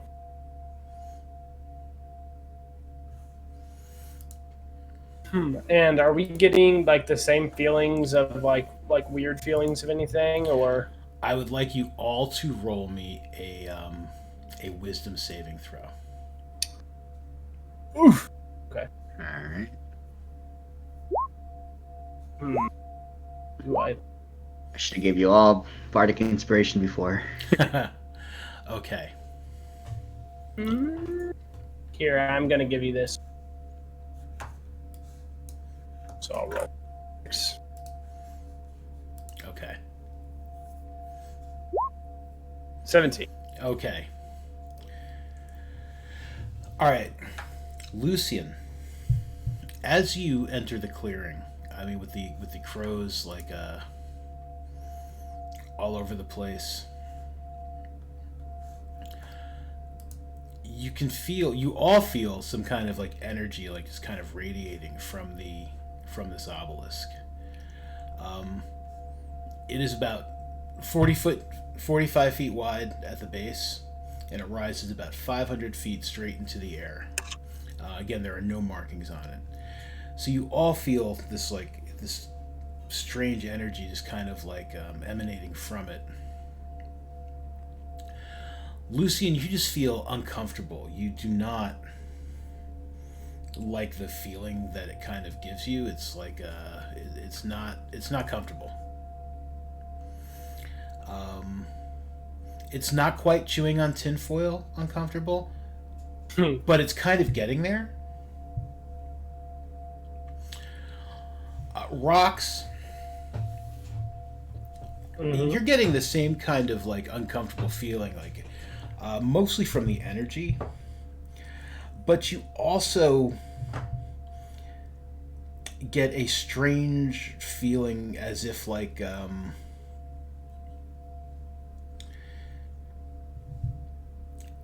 as if you were on a long journey, and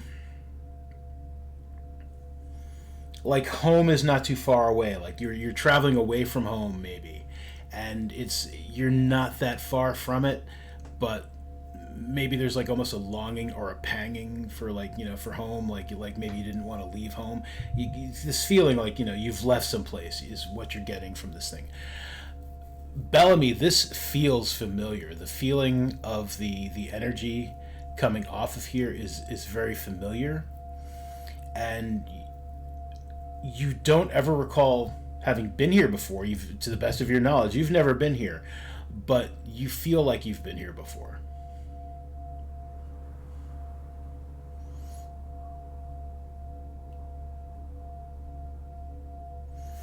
And also scattered around the clearing are quite a few bones. Not like the ground's not like necessarily littered with them, but there are quite a few animal bones. There are a few dead birds, in all sorts of states of some have looked like they've recently died. Some of them are just nothing more than bones. Over here, there seems to have been some sort of large animal that died here. To the south is a pile of what looks like might be human bones.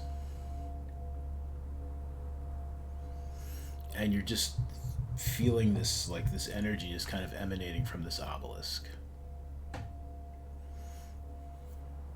To Rox and Bellamy and asks, do you guys feel that? That uncomfortableness?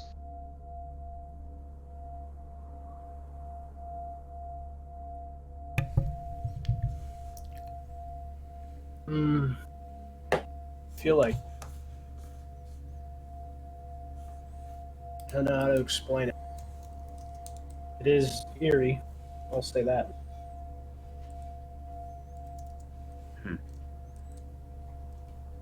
Crows don't make it better. No, and the bones around the obelisk make me concerned. If we approach it, might affect us and make us go mad like these birds. I thought maybe that was a part of the bone savages. Maybe that are something. Maybe, but perhaps these birds are in some sort of death circle. They continue to fly until they can fly no more and die. But for what reason?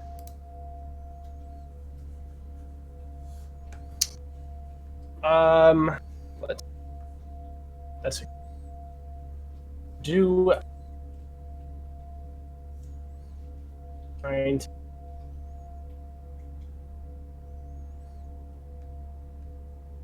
I don't know. I was gonna say, do I like? Is there any like winds? Anything or any other noises besides the crow? Like, I guess what I'm trying to say is like, do I sense anything more like radiating off of this thing? Give me a perception. Give me a perception check. 10. Yeah, I mean it's not particularly difficult.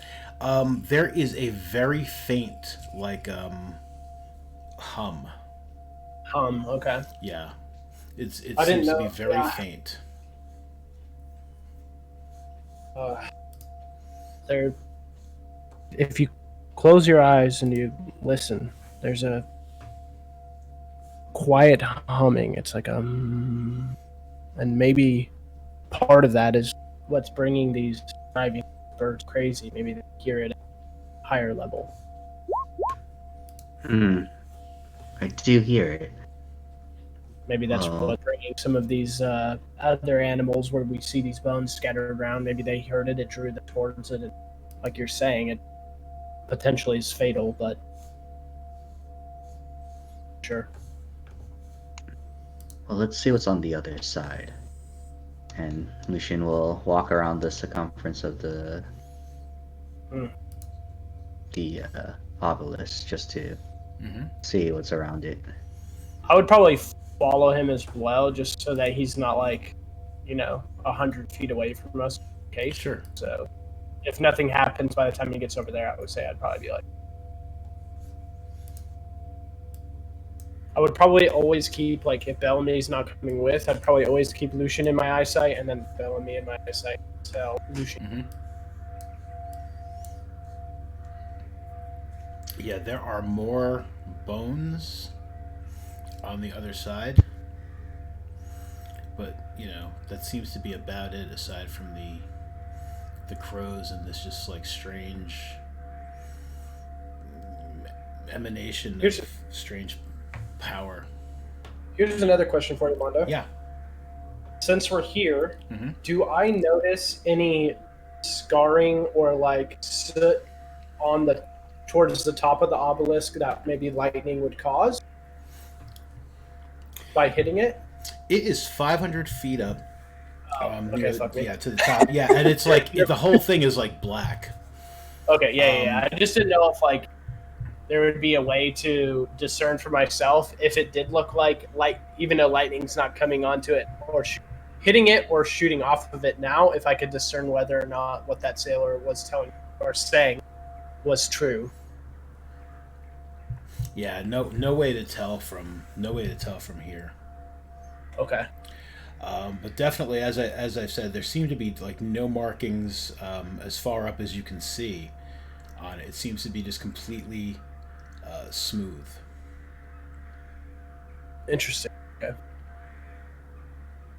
Lucian will look to Rox and Bellamy and say, well, I guess there's only one thing left to do, to inspect it closer. I'm willing to do this, just if anything goes wrong and maybe if I start acting strange, pull me away.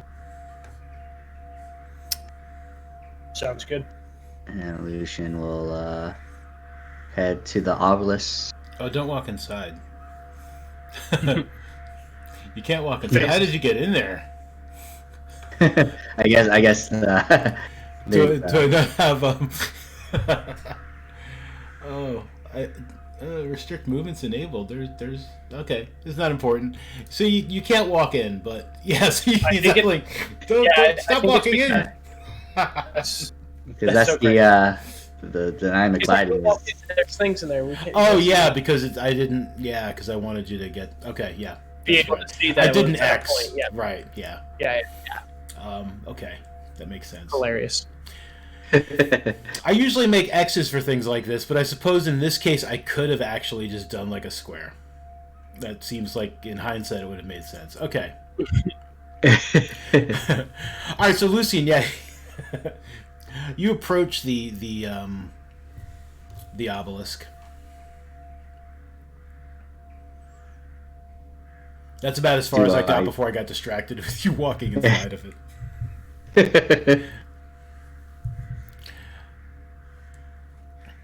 You feel that feeling. It's like it's stronger. You can definitely hear that hum. It's almost like a buzzing. And I would say as you get like this close, within like 5 feet of the obelisk, it probably does now feel like chewing on tin foil.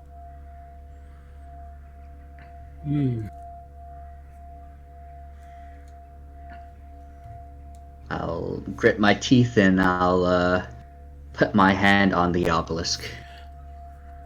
As you start to reach towards the obelisk, and then you can tell me if you want to continue to reach to the obelisk. A harsh voice cries out from behind the bamboo. Oh. And this dude comes out. Oh, that's just like, so that's just like a bone eye nose thing. Yeah, I couldn't really get a good... I really like the image, but...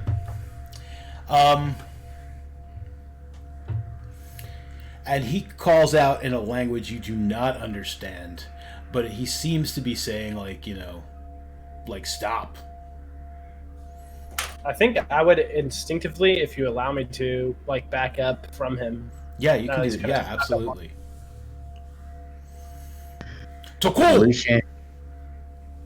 Lucian puts his hand on the obelisk. Okay. I need you to give me a Constitution saving throw. And he Alright. explodes. Okay, Oh, no, nice. that's good. Okay. I mean, depends on what you consider good, really. All right, you Sure, touch yeah. the obelisk. That vibration, that hum, seems to like just fill your entire being. Your all of your bones seem to be vibrating like with it. And I would like you to give me a wisdom saving throw. You're being put through it now. Yeah. Yeah. Now I want a dexterity saving. No, I'm kidding. Um, Something I'm good at, though.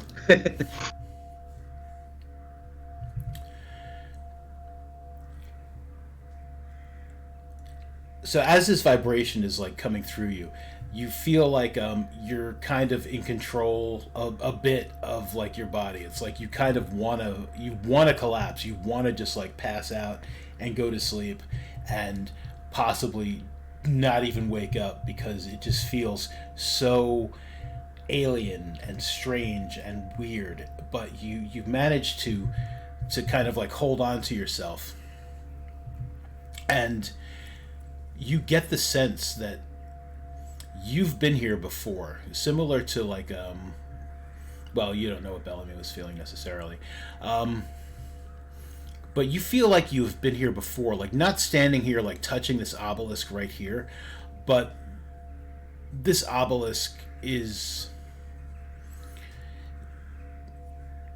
connected somehow to how you arrived here.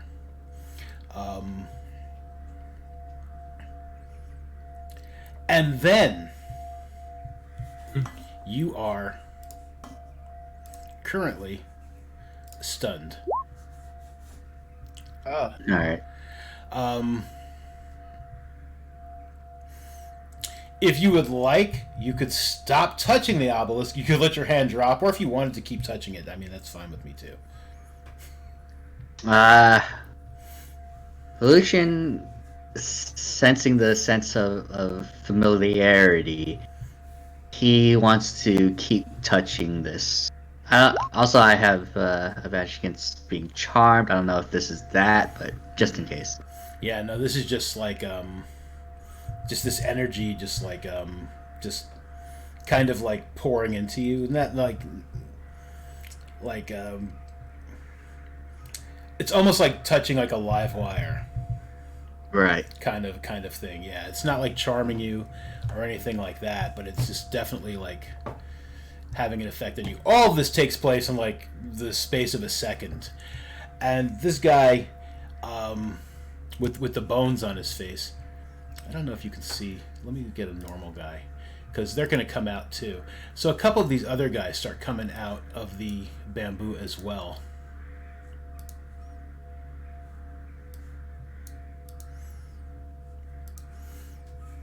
And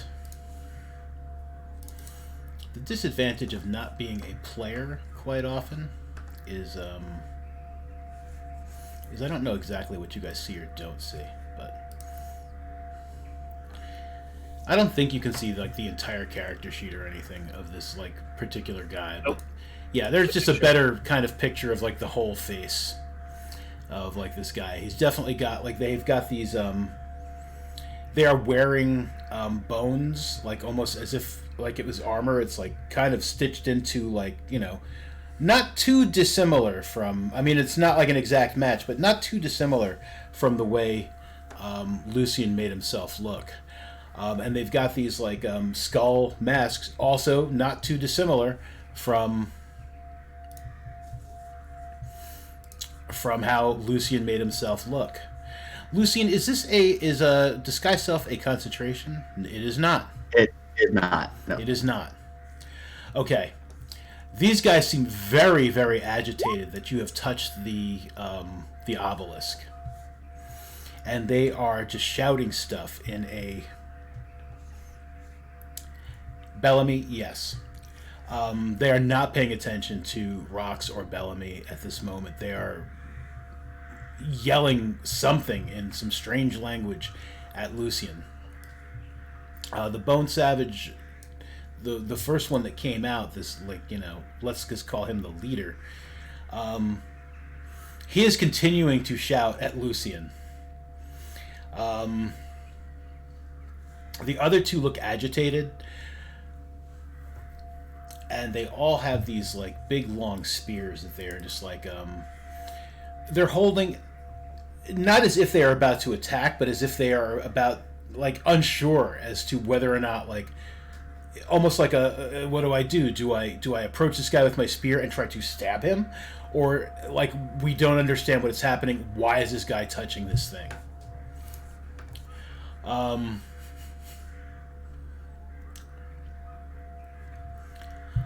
Rox and Bellamy, what are you guys doing as this is happening? I mean, they are moving, they are like inching forward. They have come as far as I have placed them here, and they're kind of like inching forward. They're not really moving any further, and the guy who's in the lead is continuing to shout something in, like, he's just like, Poko Taku! Poko Taku! And he looks distressed. Like, you definitely get the impression he's like, what the fuck are you doing? I would turn to Bellamy, I think, and I would say, grab Lucian. We're gonna leave. And I would, like, maybe put up both my hands and start to slowly inch back, but definitely be like ready for if they lunge forward. But it seems more like they're trying to get us or stop. Okay. But because he's stunned, can't move. Another guy steps out of the bamboo, and I'm gonna wait for Lexi to finish typing here in chat to see what she is saying as this guy comes out.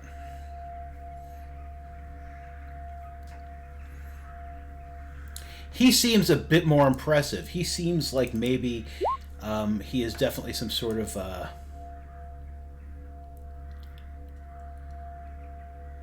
yeah, go for it. Can you cast Vigilant Blessing on Rox and make your way towards Lucian? You can.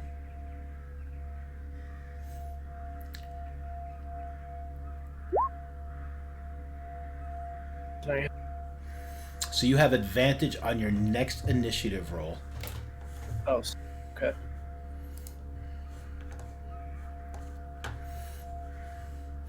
And you approach Lucian.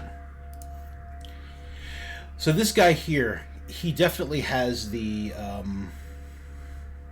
like, while this guy who was up front seemed like more of a leader type, this guy who has just come out seems more like maybe he's more of a religious leader kind of, type, like more like a shaman-y kind of guy.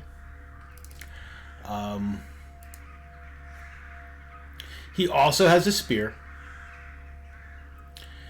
and he is completely sheathed in bone. Like, as he steps out, you notice it's like his skin appears to be made out of what looks like bone. And he says in... It looks like it's made out of bone? This guy here looks like his skin is made out of bone. Don't like that. He says in pretty broken common. Okay.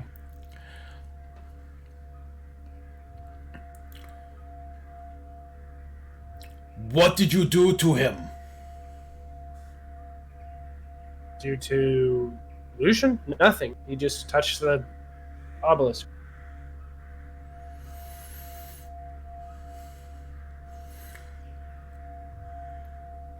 What tribe is he from? No tribe. Just passing through.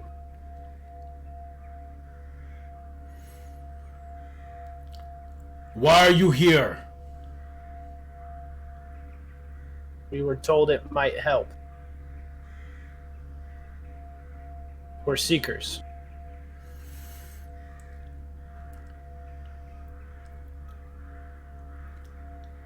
Have you come for blessing or sacrifice? Knowledge. Okay. He says something in that other language, kind of shouts it really to these other guys who now appear definitely like they want to, maybe they want to get into a fight or something now. So I am now going to have you all roll initiative. Oh God.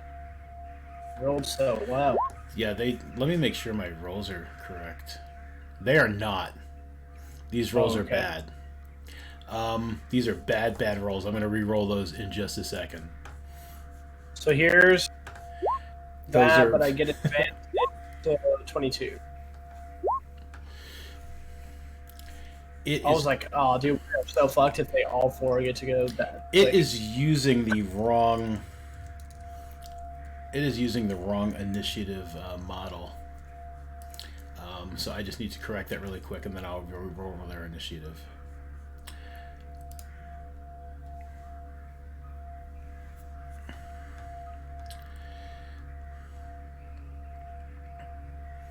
Because the thing I use for the initiative, you can use it for like just about any game system. So what it does is it actually, this one adds their dexterity to their roll. So this should have fixed it. Let me take them out of initiative and re-roll. Because yeah, I looked at that first guy's like what he actually rolled, and it was like an 8 plus 12, and I was like, yeah, that's not right. Okay, let's try that again.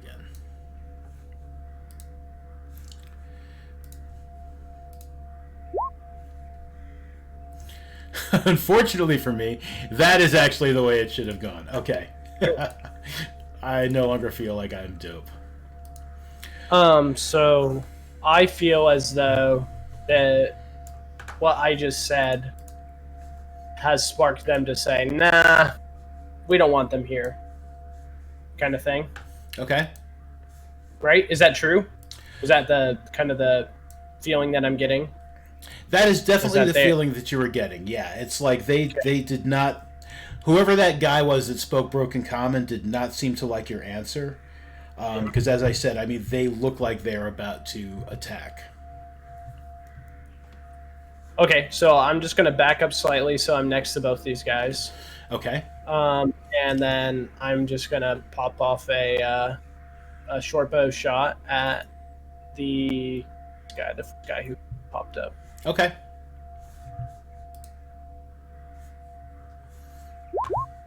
Oh, God. Okay, way to start it off. Nothing much I can do still at level 2. No.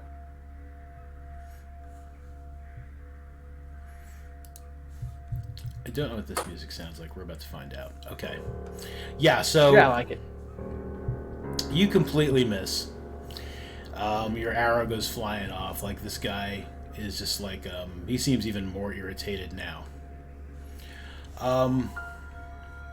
This guy is going to come running up at you with his spear. And is going to try to... this is a little too slow, this music maybe. But he is going to try to stab you with a spear. Oh, Jesus Christ. Yeah, he stabs me. Oh, I killed my brother in Tomb of Annihilation the other day. I felt terrible. Aww. You finally killed somebody. Oh, man. 10 points of piercing damage. Yeah, there was no way to save him. There was just no way to... There was no way to... It'd be like that sometime. It does, yeah. And it was just like, oh, man. It all worked out. He rolled up a new character. So that guy does, like... 10 points of damage to you with a really good stab. Yeah. This guy is going to come up here, and he is going to throw a spear at Lucian. He will have advantage on this attack. Yep, Which that it hit. could be a good or bad thing. I don't know. The good news is you take 3 points of damage. The bad news is you fall away from the obelisk. The good news is you are prone, but you are no longer stunned. Oh, that's not bad. I would say that you weren't aware of what was happening around you, but Well, you Two snaps in. see what's happening around you. Like, you were overwhelmed by that feeling. It kept going, and now you are on the ground, and there are these guys yelling at you in a strange language, and Rox is bleeding next to you. That's going to be his turn, so it will be Lucian's turn. I guess Lucian will he will cast which one was the one that looks the shamany guy? Good. I'm gonna say that like the only 3 that are really like in your immediate what do you call it, like a purview are these 3 like closer to you. There's the one that stabbed the other guy, like, because of how you were just a moment ago, like you don't really have time to ascertain like which one's more important looking or anything. There are just 3 Gotcha. guys like with a lot of bones and spears, like, and they seem very angry. And you have a spear, like, a spear wound in you and a spear next to you. Yeah. Alright, I will cast Tasha's Hideous Laughter on the one that threw his spear at me. Okay. DC is 15. Okay. Oh yeah. As a person, I love Tasha's Hideous Laughter. As a DM, not so much. Yeah, so this guy is absolutely, he has thrown his spear at you. He was, like, shouting something very, very angrily. You were prone, so you only have, like, 15, it takes 15 feet of movement to get up. Right, forgot. No worries. I didn't put a prone thing on you. So he is very angry. He has thrown his spear at you. He's incensed at the audacity of these strangers, one of whom he thought was going to be a bro.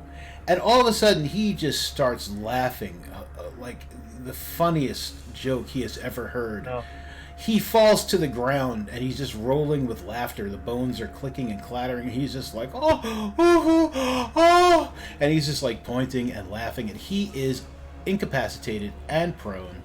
It's not a good place for him to be. But, hey, that's what you get when you throw spears at strangers. Alright, I'll move back my 15 feet after getting up and end my turn. Okay. Okay.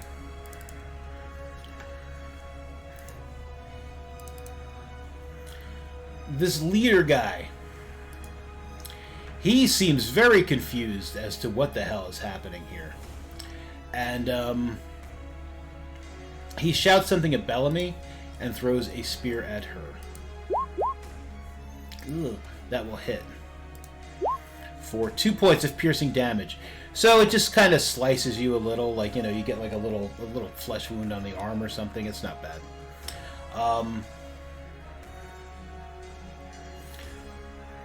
But whatever he's shouting at you, it's like he definitely doesn't want you any closer to that obelisk.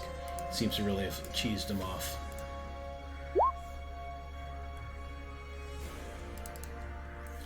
This other guy further back in the who had just stepped out of the bamboo.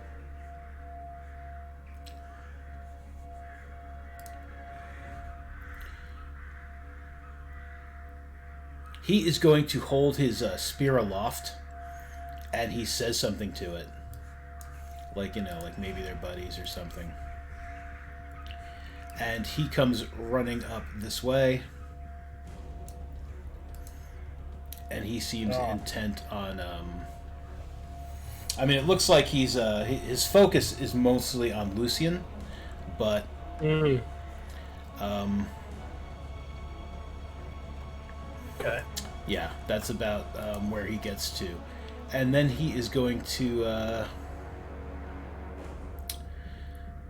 Yeah, it's about all he can do at the moment. Okay. Yep. Bellamy.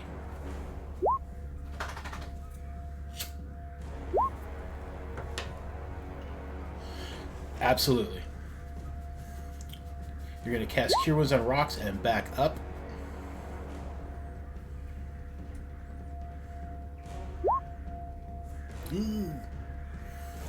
So, okay, 1 could be the deciding number. Well, it's 1 plus the spellcasting modifier, which is...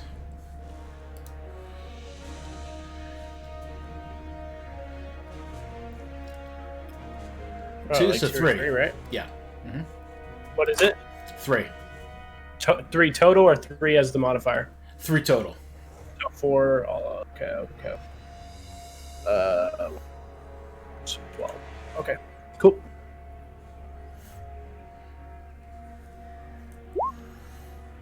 And then if you wanted to move Bellamy, you can still move up to your full movement, or if you just wanted to go back that far, that's fine too. Okay, rocks.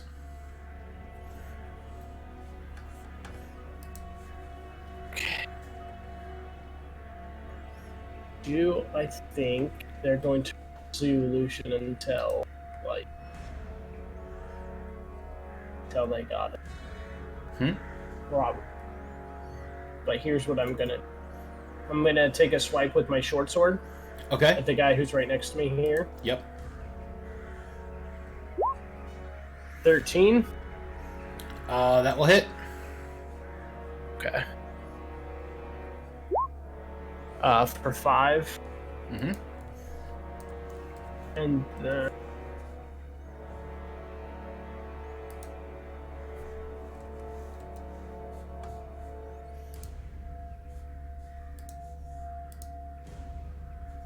I'm trying to figure out if I think I should. I'm gonna use my frenzy here early on because they might gales. Sure. Basically, that just allows me to use my bite attack as a bonus action, I believe. Yeah. Okay. Yep. 12. That will not hit him. You just bite into so bone. Found the AC here. But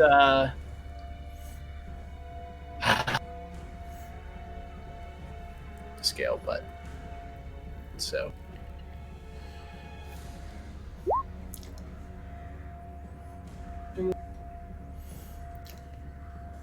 Okay, this guy is very upset. He's just been badly hurt. And that is not his stat block. This is his stat block. He's going to try and stab you again. He will not hit you.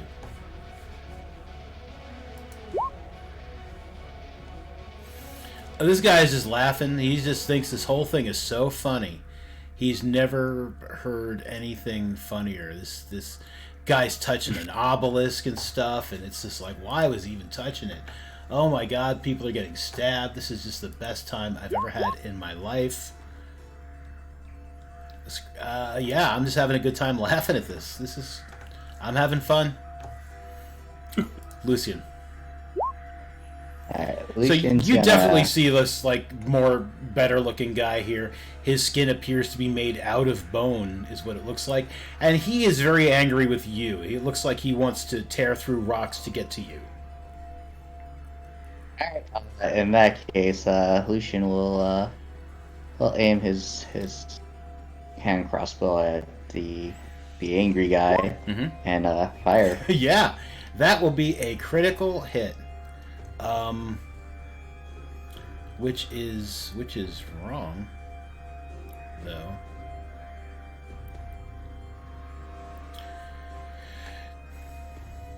Did one of you guys crit on somebody before as well?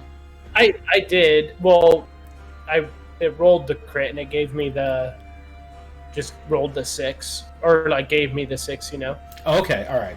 Oh, that's right. You did the hand crossbow. You got the hand crossbow after the fact. So it is 12. Yeah. That is 12 points of damage.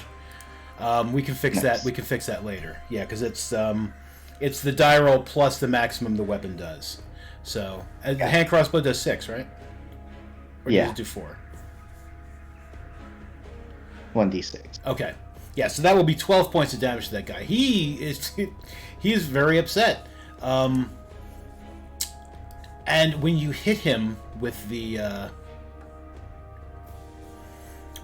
crossbow, it like pierces this bone kind of skin he has, and there's like bone dust like all around him, like almost like magically like swirls out away from him, and that is bad news for the guy standing next to him, who now needs to make a saving throw. Nice. Yep.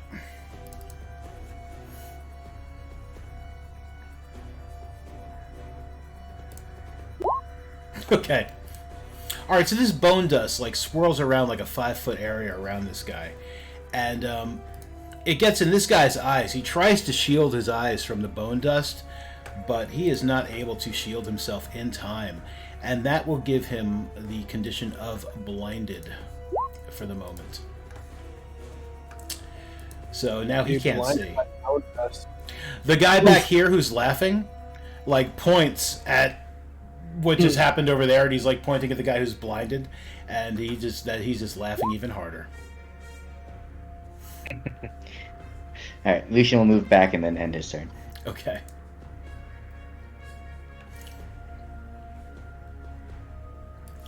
Alright, this guy is going to move up here between Rox and Bellamy. And he is going to do an eeny, meeny, miny, mo. On a 1, he is going to attack Rox. On a 2, he will attack Bellamy. So he's going to try and stab Bellamy.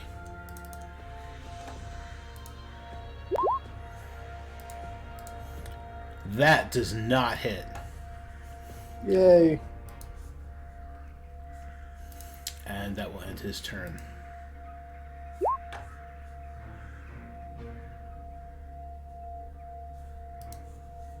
In real life, these things would be so fucking terrifying, by the way. No, yeah. Yeah. This is giving me huge, like, Green Inferno vibes. Have you guys seen that movie? The movie was fucked up. No. Seen it. I'll tell you about it after. All right. This guy, he catches some of the dust that is swirling around him, and he holds his hand out in front of him, and he blows it at Rox. God. I'm just flavoring it to make it sound cooler. Oh, that was whispered, but it's not going to be too bad. I need you to give me a Constitution save, and the DC is not 0. I can tell you that. Where's his like spellcasting stuff? Because it's definitely not 0. Let's hope it's 12. It is probably 12. Because it's what? It's It should be 8 plus your modifier? plus Right. plus your proficiency bonus, yeah. Yeah, it is 12. So he poison sprays you with this bone dust, and yeah, you're able to not breathe for a moment, and it will do nothing. He is going to step over here, though, past the blind guy, and still within range of you. He's still looking towards Lucian, and that will end his turn. Bellamy.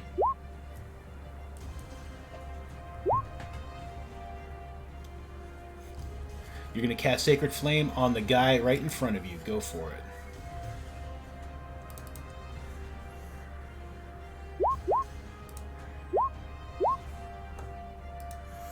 I think that he will dodge that. DC is 12, right? Okay. He dodges your sacred flame. He looks surprised, as if he has never seen a sacred flame before. Not quite like that. Rocks. So you got this blinded guy here. Oh, wait, look at that. And they're standing next to each other, and I reversed the shaman's like face mask, so it's like you're looking at, you know. Yeah, I'm looking at two eyes. Yeah. Yeah, and one of them is blind. Yeah. I think knowing one that he's blind, and then two, like the shaman skin stuff, he's scaring the shit out of me. So I'm gonna just try and take a swipe at him. At the shaman, right? Yeah, the shaman Yeah, that hits. for 6. He takes 6 points of piercing damage. As you pierce his bone-like skin, I need you to make a dexterity saving throw, DC 12, and I'm still whispering. Unwhisper. Rolled a 15. Yeah, you're able to knock at the stuff in your face. Public, thank you. Let me. Oh, okay. That's reaction with the percentage.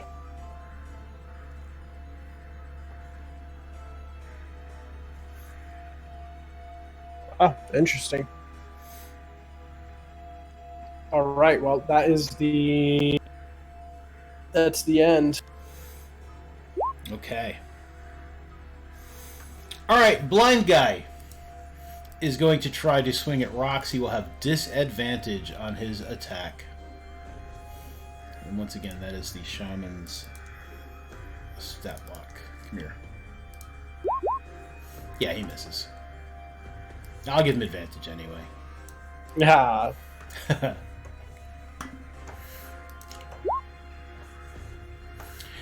Oh, this other one just thinks everything is so funny.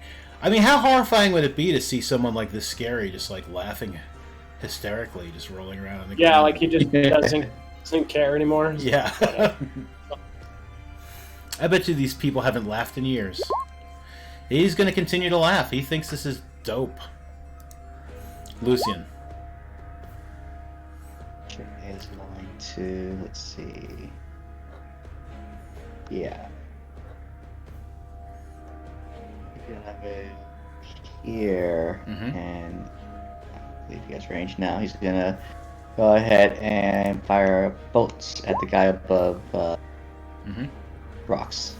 Probably missing. Yeah, that will miss. There. End his turn. Okay. This guy who seems to be the leader is going to try and stab Bellamy again.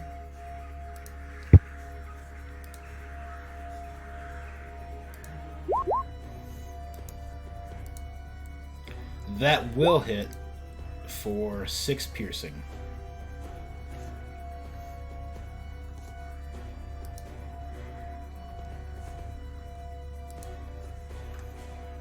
And that will end his turn.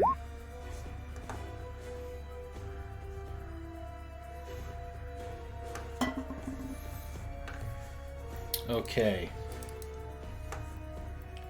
Homeboy McScary Bone.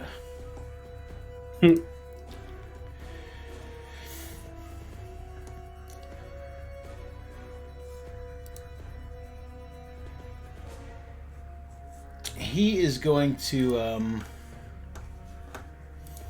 yeah, he definitely doesn't like the fact that Lucian is doing stuff to him. He doesn't like that whatsoever from a distance. He's going to try and make Lucian's life a little difficult. It might not be the smartest thing he's ever done. We'll see. But he casts a fog cloud. And I have something for this.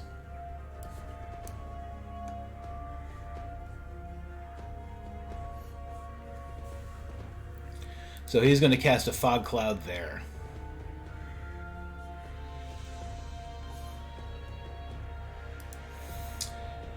And he is not going to move because he doesn't want to take an opportunity attack at all. So that's going to be his turn. Bellamy. So you are now in the cloud. Things are Kind of dark. Yep, you can cast Inflict Wounds on the guy in front of you. Let me just check Heavily Obscured just for a second. Make sure you see if you have disadvantage. I think you do, but I want to be sure before I say something like that. Yeah, effectively it's the blinded condition. So you will have disadvantage, but go ahead. I'm rooting for you.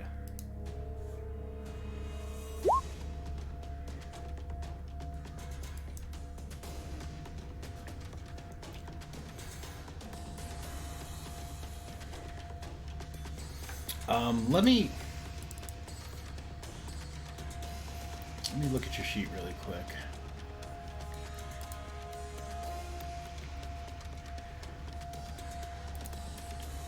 Yeah, it looks like it's just a spell card and not like Yeah.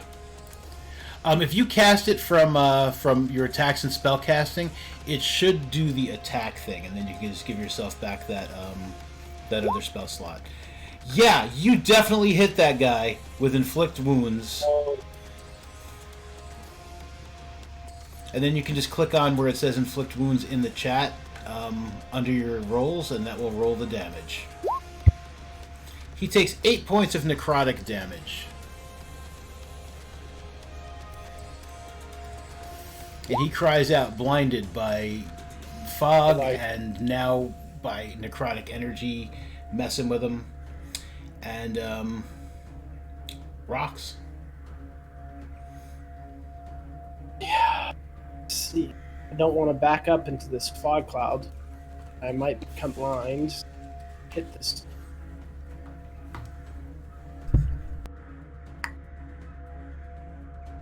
Do I get advantage? Fuck. It almost just seems like he's not going to do anything.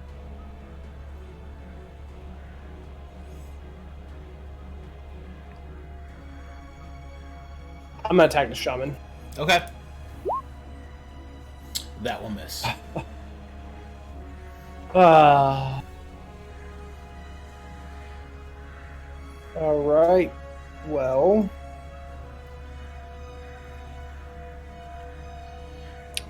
That looks to be it for me. Okay. Alright, this guy is going to once again blindly swing at you with his spear, so he still has disadvantage. And that will miss, yeah. The other one thinks fog clouds are the funniest thing he has ever seen in his life. There's never been anything funnier than a fog cloud. And then he's wondering what the fuck he's laughing at. And that will end his turn. He is still prone, but he is no longer incapacitated. And he's like, huh?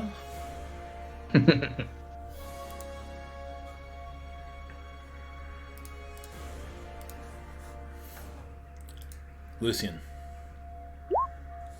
Lucian's going to jump out of the fog cloud and move and dash and end his turn. Okay.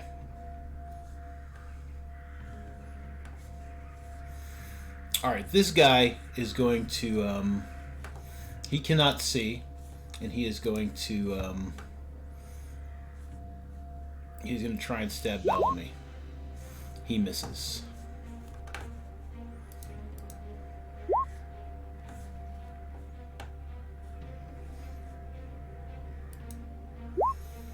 Okay.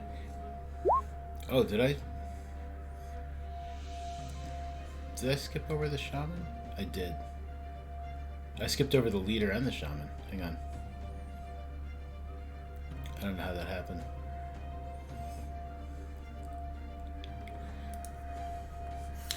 Give me 1 second, Bellamy. These guys, somehow I wound up skipping over them.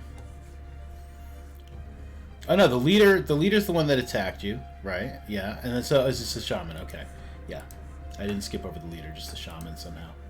All right, so the shaman is going to try to stab at rocks. He has had enough of you. That's fair. If it's a 15, he misses. Yeah, he misses. It's a 15. Oh. Bellamy, go ahead and toll the dead.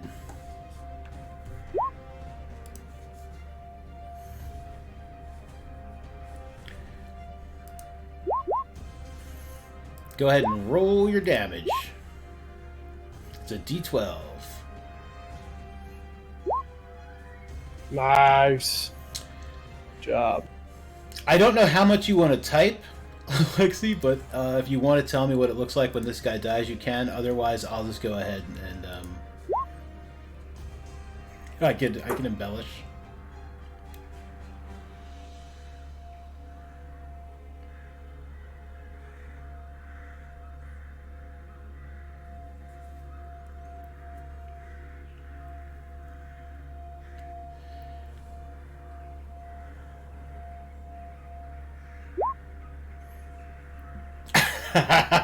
A golden cowbell just wraps around his neck and breaks it. Dope. That happens. You can move I got a still. The only prescription is more cowbell. Alright, you're gonna stay where you're at. Okay. Just so.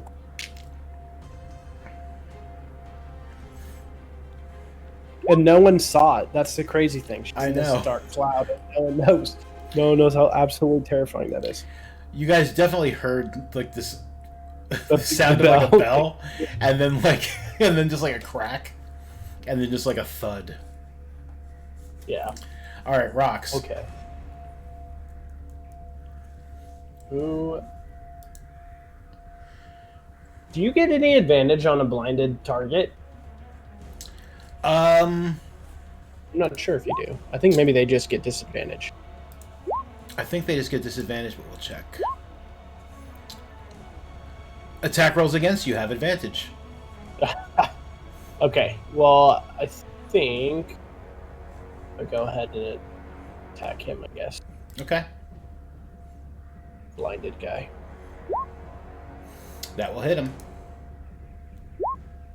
6. What does that Hey, look Mike. like? Let me try.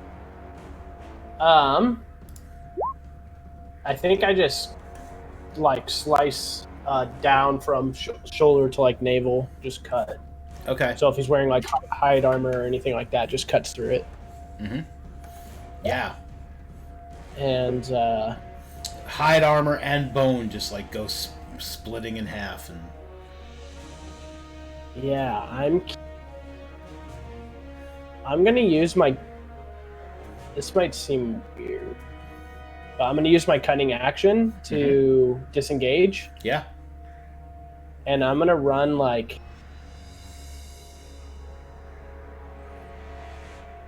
Up here, but then I'm gonna like diagonally go into this fog cloud. Okay. So like, because I know where I'm at, I think. I know I like just stepped in, and then hopefully jump back out. Okay.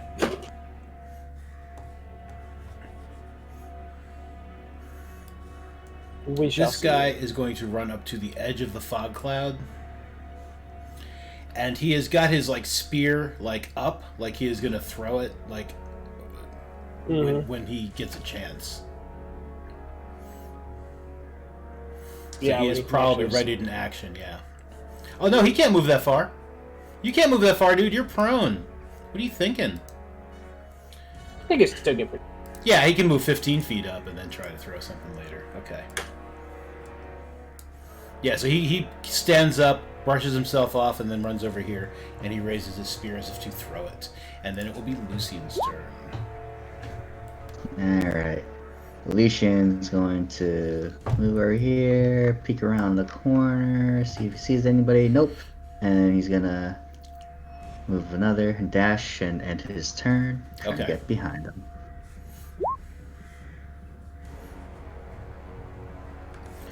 Okay, the shaman. What are you gonna do, shaman?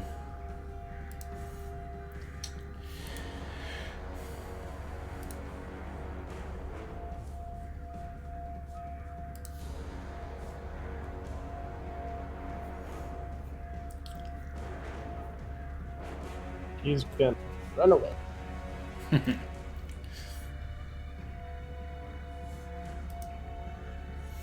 He is going to he is going to touch himself, not in a bad way. I really got.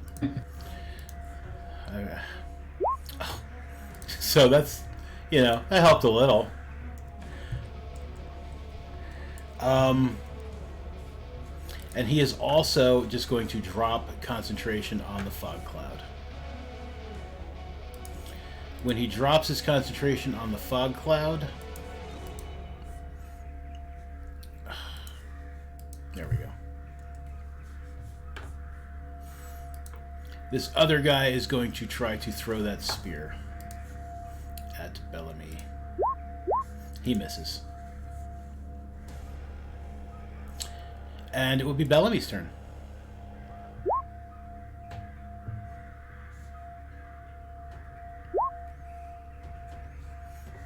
Which guy? Okay.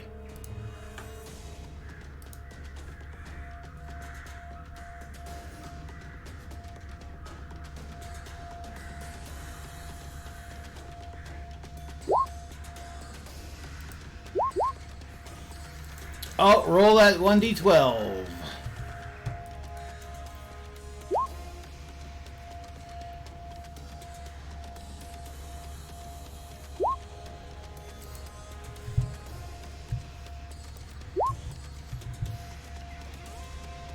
Oh, he was already stopped concentrating, but he would have lost the fog cloud anyway. He loses 5 points in any ability to continue to concentrate on stuff for the moment.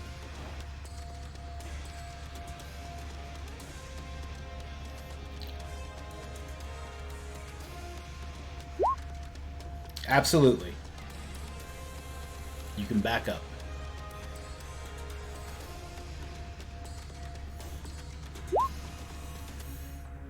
Okay. Mondo, how do you rule in the? I was just using my short sword. Can I use my short bow? Yeah, absolutely. You can drop one weapon and use another as a. Yeah. Cool. Mm-hmm. So I'll take a shot at the shaman here.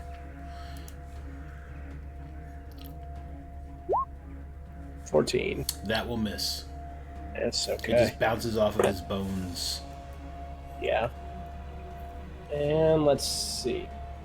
I don't even know where. I'm just gonna back up. I'm gonna go in the light here.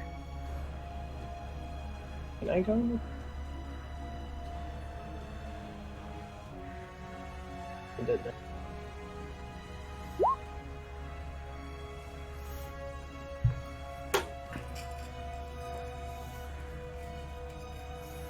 Okay. This guy is going to run up over here, and he's going to try to stab Bellamy with a spear. That will hit for 7 piercing. Ooh.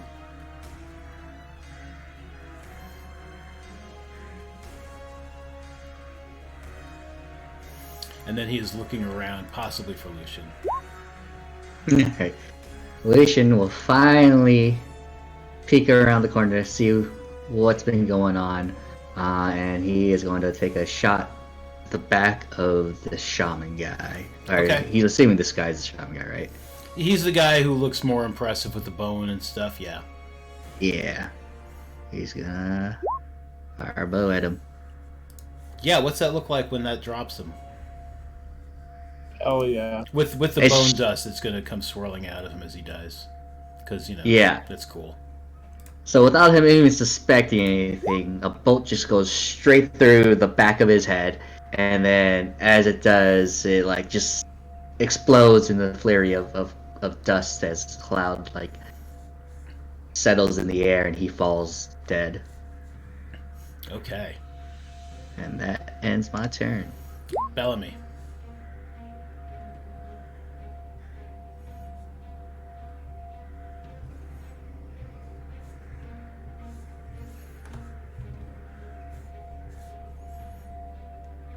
I don't know why the little thing didn't move over to you, but yeah. Okay, yep.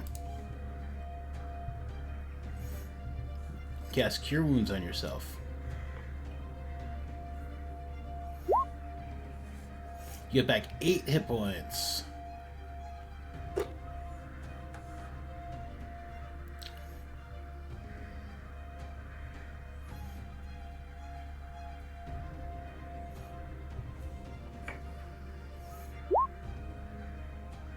Okay. Rocks. Right, I'm just gonna move through the brush, get on the thing, and take another shot. Okay. Ah! That will miss.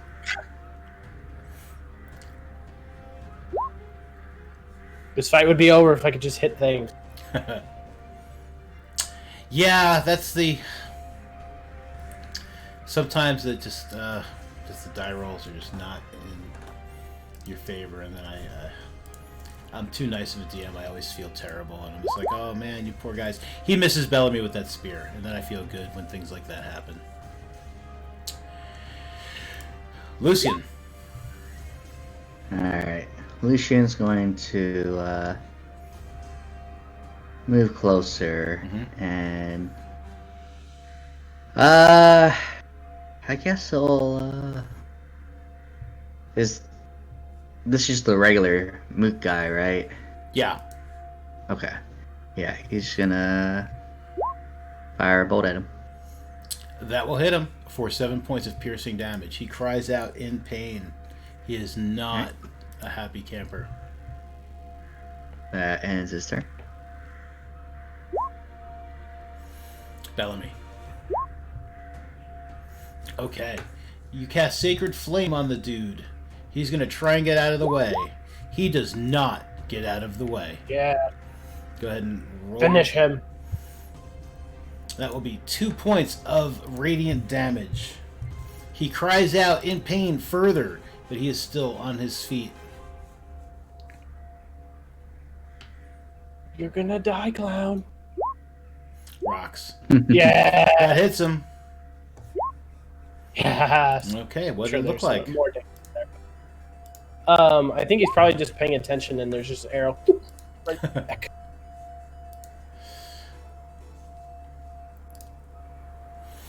All right. He drops to the ground. He is dead. That will take us out of combat.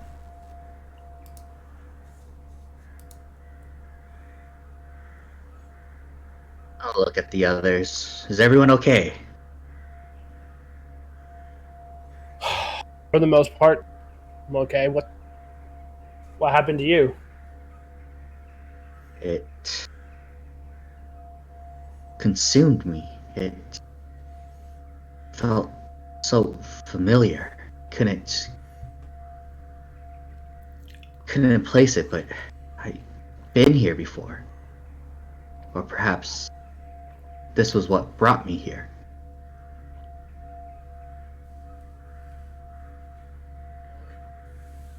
Well, that's a big statement. I'm gonna come back in and join the party here. Did you see anything? I didn't see anything. It was just a feeling. But perhaps if I tried it once more, I'd be able to get something. But it does... Hashtag heroin ad. Yeah. It does put me in a bit of a situation. If you weren't here when those guys showed up, I would have been in trouble. Thank you for that. I would like to try again, but I need you to keep watching once more. Would that be alright? I think I can do that. I don't have a problem. Bellamy. Yeah, she's typing something. Let's see what she has to say.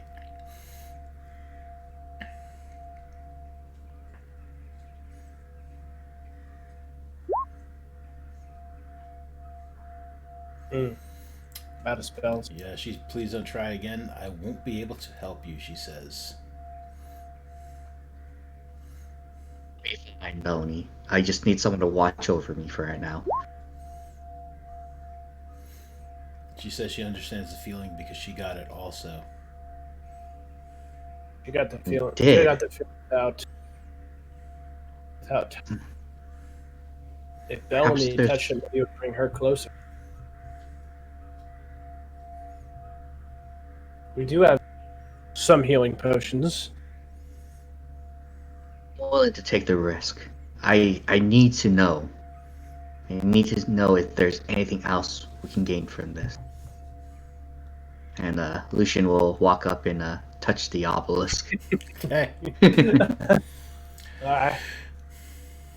I would look to Bellamy and just say, we might as well drink one of the potions each. Who knows what's going to happen after this? So I'm going to drink one of mine. Okay. You're saving your potion, Bellamy? Is that what you're saying no to, or?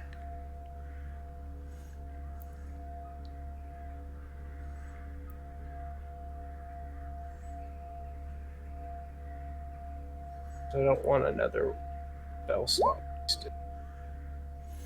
She says she doesn't want stop you to it. drink a potion. Yeah, she's trying Okay. to stop you. Okay. Well, then I will not. Okay. Lucian, give me a Constitution saving throw. Alright. Come on. Oh no. Oh no. Okay. All right. So you touch the obelisk again, and again, it's to put it in our terms, it's like almost like touching a live wire. You can feel the vibrations going through your bones. You feel like a surge of some sort of like arcane energy just coursing through your body, and it really, really hurts. And if I could type properly, what are you doing, Mondo? You can't type the simplest things. I wish you guys could see like the ridiculous stuff I am trying to type when I'm just trying to say /R 3d6. Thank you. You take 13 points of thunder damage. You are thrown back 10 feet, and I need a wisdom saving throw. Okay. That part's good. Yeah. So you're thrown back 10 feet. Bellamy was trying to use her channel divinity while he was touching it. Okay. I don't know what her channel divinity does, so I don't know if that would have helped. I know she said that after the figured I'd throw that in there. Because I have no idea what her...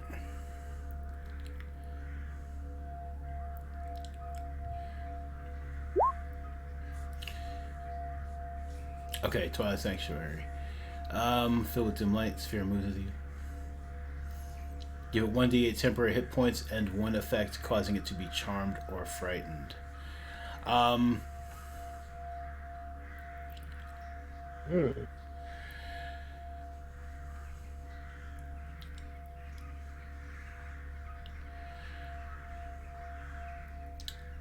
So each one of you would get 1d8 temporary hit points, to be sure.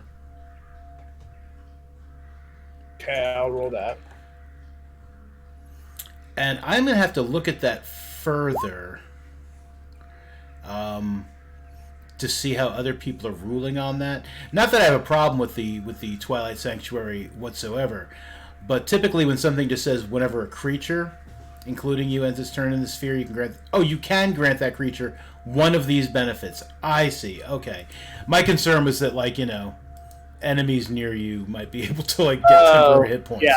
But no, I see. You can grant that creature, so that's completely up to her. Awesome. Okay. So... I just rolled because I did that, but... Okay. All right, so Lucian, yeah, so you have been thrown back 10 feet. You've taken some damage. And you've got a bad headache. like your head is just ringing as if like someone had simultaneously tried to crush and pull your skull apart. It feels really bad. However, you are not suffering from being stunned or incapacitated or any other terrible things that could have possibly happened, causing them to have to drag you back to the boat. So that's good. I mean, you're also prone, but we're out of combat, so I mean, you could just stand up whenever you want. Yeah. Lucian stands up. Oh, that was quite a kick. He'll look to the others. Do you, either you want to try it out this time? That didn't look too enticing, so I think I'm going to have to say no. Very well. I Mention if anything comes back out of these trees, we're not going to be in a good spot.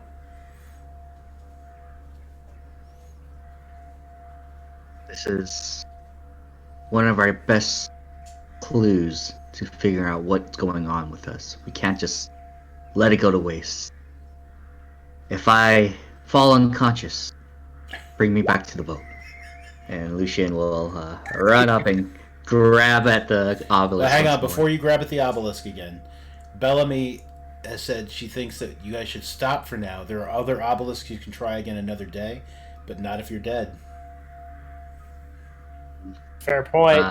I hear that, and Lucian ignores it as he runs up and touches the obelisk. Okay. Alright, give me that. So you touch the obelisk. Once again, this energy is just like... This arcane energy is just pouring through you. It does not feel good. Constitution saving throw. Hey, that's better. Wisdom saving throw. Ah! Okay. Check your cards, Phil. Check your cards. You might have something useful here. I don't have advantage on any of my cards unless one of you does. Only other regain my racial trait. Okay, so you are touching this obelisk. Once again, this energy is like pouring through you. Once again, you are stunned.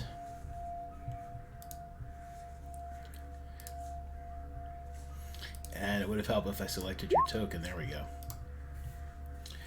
And you are just standing there holding, touching this obelisk. And you're just kind of stuck there, like just holding on to it. Feeling this this energy. It's painful. It's not throwing you back or anything, but it feels bad, and you're just standing there touching the obelisk. Rox, Bellamy, he's just standing there touching the obelisk. He doesn't seem to be like moving, like he's twitching a little, like his body is kind of like trembling.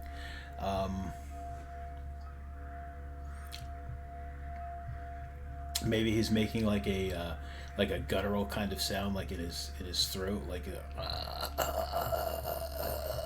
need my fix. I Yeah, need you're my gonna fix. become addicted to obelisk juice. Oh, I made that noise and my dog put her head on my lap. Maybe she thought I was gonna die and that she could eat all my snacks. I'm not the strongest. Yeah, I was going to try to assist Bellamy in taking him away from the obelisk, and potentially, since he's stunned, like throwing him over my shoulder. Okay. Bellamy, what are you going to use to try to take his hand off? Are you just going to try and like grab at him, or? Scariest question of the night. It's going to become the power stone here. We're going to have a chain of light going through all of us. All right, Bellamy, give me a Constitution saving throw.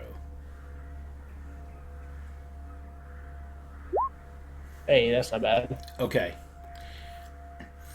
You touch him, and you feel that same like energy, like whatever's affecting him, like just courses through you like very quickly. Your bones like are kind of like vibrating. It feels not good. Like again, touching a live wire. However, I mean, like you immediately like pull your hand back. It's not like you're gonna be stuck to him because it's not like really electricity, where that would be a bad idea. So it's like you pull your hand back and like you can still feel like the vibrations like almost in your bones, and he is still just standing there. It like happened so quick there wasn't like an opportunity to grab or push or pull or anything. It was just like you touched him and just like zap.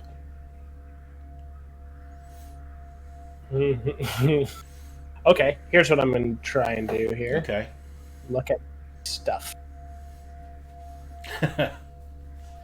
All right, I'm going to use my hempen rope. I'll tie like a lasso type thing.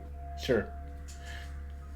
Put it over, not like his, probably like, I guess if his arm is out, do the best that I can to get it below his neck, like past his shoulders, so I'm not choking him unconscious. Sure, yeah. I yank him back. But then as soon as I feel like it's lower around his shoulders, I'll cinch it, and then I'll pull. Okay. Yeah, I mean, like, that's pretty straightforward. There's no need to roll for anything. I mean, you pull him away from it, and he just like swoons and just drops to the ground. He appears to be breathing. Okay. His eyes are open, just like staring up at the sky. Yeah. I'll like try and snap or like snap in front of his eyes, kind of jiggle his cheeks with my hands. Okay. Like him out of it. If one of you would like, you could give me a medicine check. Like trying to rouse him. I only have a 1.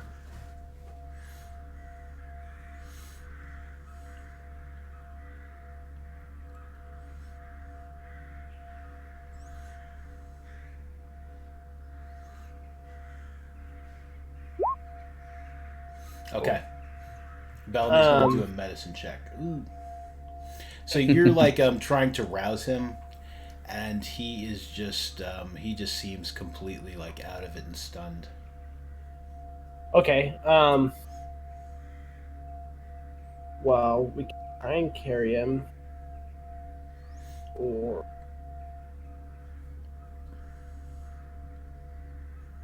I'm just gonna pull him slightly, like depending on how far. I mean, I pulled him a little bit, but if he's away from, like, a decent distance away from the obelisk, I'm gonna search these bodies really quick to see if maybe there's, I don't know, anything useful, especially since I've been putting together that shield. Like that kind of stuff. Any other weapons or items or. And honestly, if they are wearing these skull face masks like they appear to be, on the pictures of them, they are. I'm gonna take at least 3, because I want to make sure that we have the real thing going forward. Sure. If we come back and we're to guys ourselves.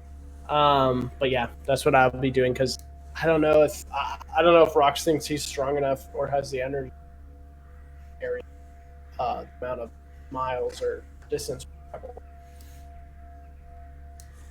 You were cutting that a little bit in there. So I know you're grabbing the masks, and then I heard you talking about you weren't sure if you were strong enough. So what they have on them... Go ahead. Yeah, basically I'm just going to try and see, give it a little bit of time, not act too hastily, and give it a little bit of time to see if he wakes up from his, like, unconscious state. Okay. And Bellamy is... Well, I'm looking. So they have... they're all wearing hide armor that's reinforced with bone. They have these shields similar to what you're sort of crafting, like with the bone, and there's like hide stretched over it.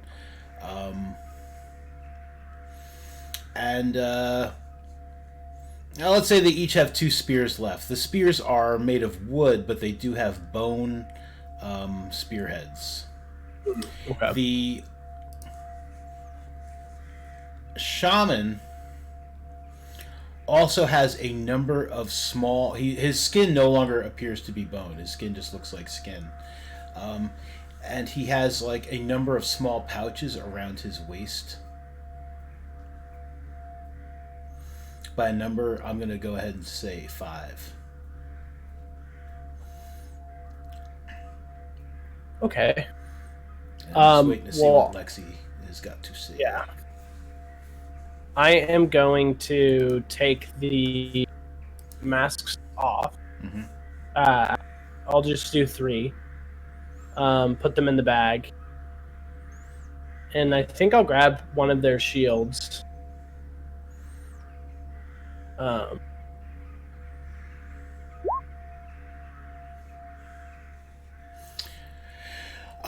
Yes. So you want to try to burn some of your incense to rouse him. Yes. Go ahead and give me another medicine check, this time with advantage. I like that idea. Yeah. But yeah, that's what I'm gonna do. I'm just gonna throw. Yeah, that's gonna be good enough. So you burn some incense, kind of like waving it under his nose. Lucian, you get this like, what is it? What do you think your what do you think your incense smells like? I know I'm being a pain in the ass. I'm just like, type more stuff at me. I mean, just like a general, just quick, or as detailed as you want. Up to you. And you said that there were like vials. Pouches. He had some small pouches on his belt. I'll take a look through them. Looking through his pouches, they seem to be various, like bags of some sort of like dust or dirt. Stuff like that.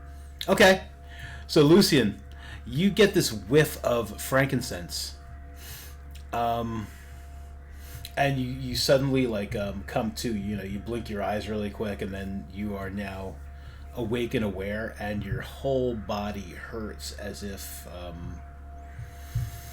like you never trained for a marathon a day in your life, and then you went and ran a marathon today and somehow made it to the end. But I imagine that's how your body would feel.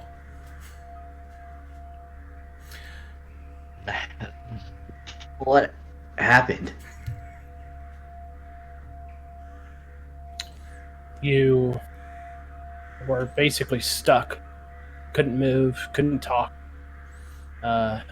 Just sitting there making kind of a guttural noise, and we felt it was in your best interest to remove you from the obelisk. Does Lucian remember anything from touching the obelisk, or did he ever get any more insight about the obelisk? He got no more insight about the obelisk aside from the fact that it hurt. And that it's whatever it is, it's very powerful. Whatever energy this thing is using or producing or generating or absorbing, whatever's happening, whatever energy seems to be associated with this obelisk is very powerful. It's very strong. We'll stumble away from the obelisk and say, "That's probably good. Yeah, get away from that thing, man." I think that's enough for me today. But clearly, this thing has ties to our conditions. We need to investigate it further. Rox, give me an Arcana check really quick. Yeah, absolutely. Not my best skill. No, it's okay. Yeah, it's a pretty low DC just to figure this out. You figure that these pouches are probably, based on the fact that he seemed to be a spellcaster, they're probably spell components of some kind. You have no idea what they are, but it's a safe bet to assume that that's what they are. They're just like stuff he uses for his spells. Okay, I'm gonna leave them. I have no use for them. And I grabbed 3 masks and I put those on my character sheet. Mm-hmm. Other than that, I didn't really hear of anything more of like interest other than they have a shield. But so I'm gonna take one, and then if they have any like, I think that I can create or take any materials so that I can finish mine. Then that's what I would do. But if I don't think I can take any materials, then I'll just take the shield. Yeah, no, you could take materials and you could take a shield. Yeah. So I'll just materials for shield, and then should I throw like a wooden shield on my character sheet, or should it just be a regular shield? Or Just shield. I mean, like, they don't really in 5e. They don't really differentiate between like types of shield. much. It's just a shield is just you flavor it however you want. It gives you a +2 on your armor class. yeah, okay. So that's what I'll do, and then as I'm like packing up my stuff, I'll have my sword out, their shields in my left hand, and I'll say, I think we should get back to ship. Lucian will ruffle through the shaman pouches that Rox left behind, and he'll take them. Yeah. Okay. Just dust and bones, I assume something for his spell casting, but I don't know. Bellamy is saying, "Can we go now, please?" Absolutely, Bellamy. Let's get us back to ship. Okay. And then she starts walking back the way you guys came. Yeah. I know you guys can read. I'm just doing it in case anyone's watching. Yeah, for So sure. they don't have to squint and see the chat window. I think that is where we're going to end it for the evening. This was good. This is a lot of fun stuff. It was great. I'm glad you guys are enjoying it. Good. Yeah, I had a good time too. I'm glad nobody died. I am too nice. I'm the nicest dungeon master ever. I cry whenever I kill anybody. I wonder what will be the thing, if there will ever be a thing, because you've been playing for so long. Like, what will be the thing that somebody does? And my guess is going to be Jeff, where you're just like, fuck it, I'm going to kill him from now on. Well, I mean, usually it's bad choices I'm okay with. Like, even if I feel bad, I'm good with bad choices. If it's bad die rolls, I mean, I'm good with that too. But I try to think of something that makes sense, that maybe you didn't die because you were rolling ones all night and I was critting all night. I feel terrible. I know that's how the game goes, but it's just like, especially if you're kind of invested in your character. Now, my brother, we're playing Tomb of Annihilation. You're very welcome, and happy birthday, Lexi. Thanks for not killing anyone on my birthday. It was Tomb of Annihilation. They went to the remember the temple of the man and crocodile that you guys couldn't figure out. You guys left it. Yeah, the part at the what is it called? Like the temple thing? Yeah. Spoilers. If anyone. Okay. Does no one want spoilers? I don't care. Yeah. All right. I'll for it. I'll forget probably. If you don't want spoilers for Tomb of Annihilation, don't listen. Okay, so basically the Temple of the Man and the Crocodile, that she told that whole story about like you have to ride, you know, the man took the crocodile. The crocodile took the man on his back, so then the crocodile's like, now I get to ride on your back and see the world. So you basically just had to piggyback, and if you piggyback someone, none of the traps would spring. So they finally figured that out, and they're trying to open the door, the last door, and that was a little trickier. And they were still focused on these on these squares on the floor in front of the door, like before you got to the door level, that you know you could step on without someone on your back, without but they had that part all wrong. And so even though he was on somebody's back, my brother's character, Longtooth, the shifter druid, who had something like 2 hit points left, decided to get off the back and step on one of the squares, filling the entire area with flame. And he was badly hurt, and he insta-died. I mean, he just took enough damage that he just insta-died. And I was like, let me look this up. Is it equal to and greater than, or is it up to, or is there some way I can save you? And I looked and I was like, dude. And he's like, it's okay. And I'm like, I'm so sorry. And he's like, no, it's fine. I'll just make a new character. And I'm like, dude, I'm so sorry. That's Doom, though. So Yeah, that's two. And, like, I warned them. And, yeah. So, that happens. yeah, I missed that game. That's a fun game. We were finally getting close to stuff, too, so. We That's could such always a come back grindy someday. game. It is a grindy game. Yeah, that's true. We could always go back. But that's it. I'm going to end the stream in just a moment. If anyone's watching, thank you so much for watching. Are you guys good for next Tuesday, and then we'll go back to every other? Yeah. Next Tuesday. Lexi, good for you?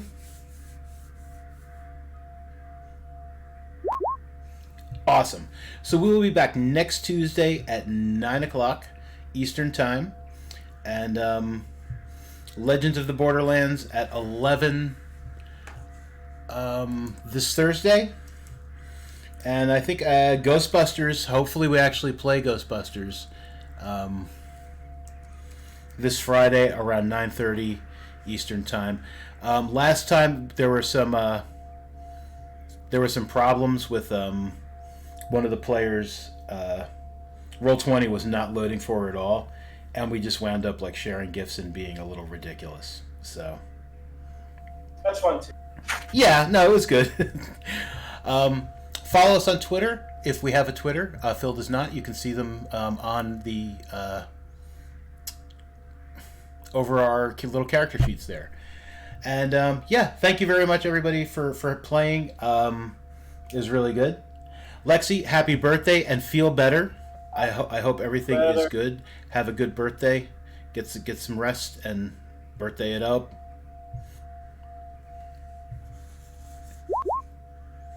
You are welcome. All right, everybody. Have a good night.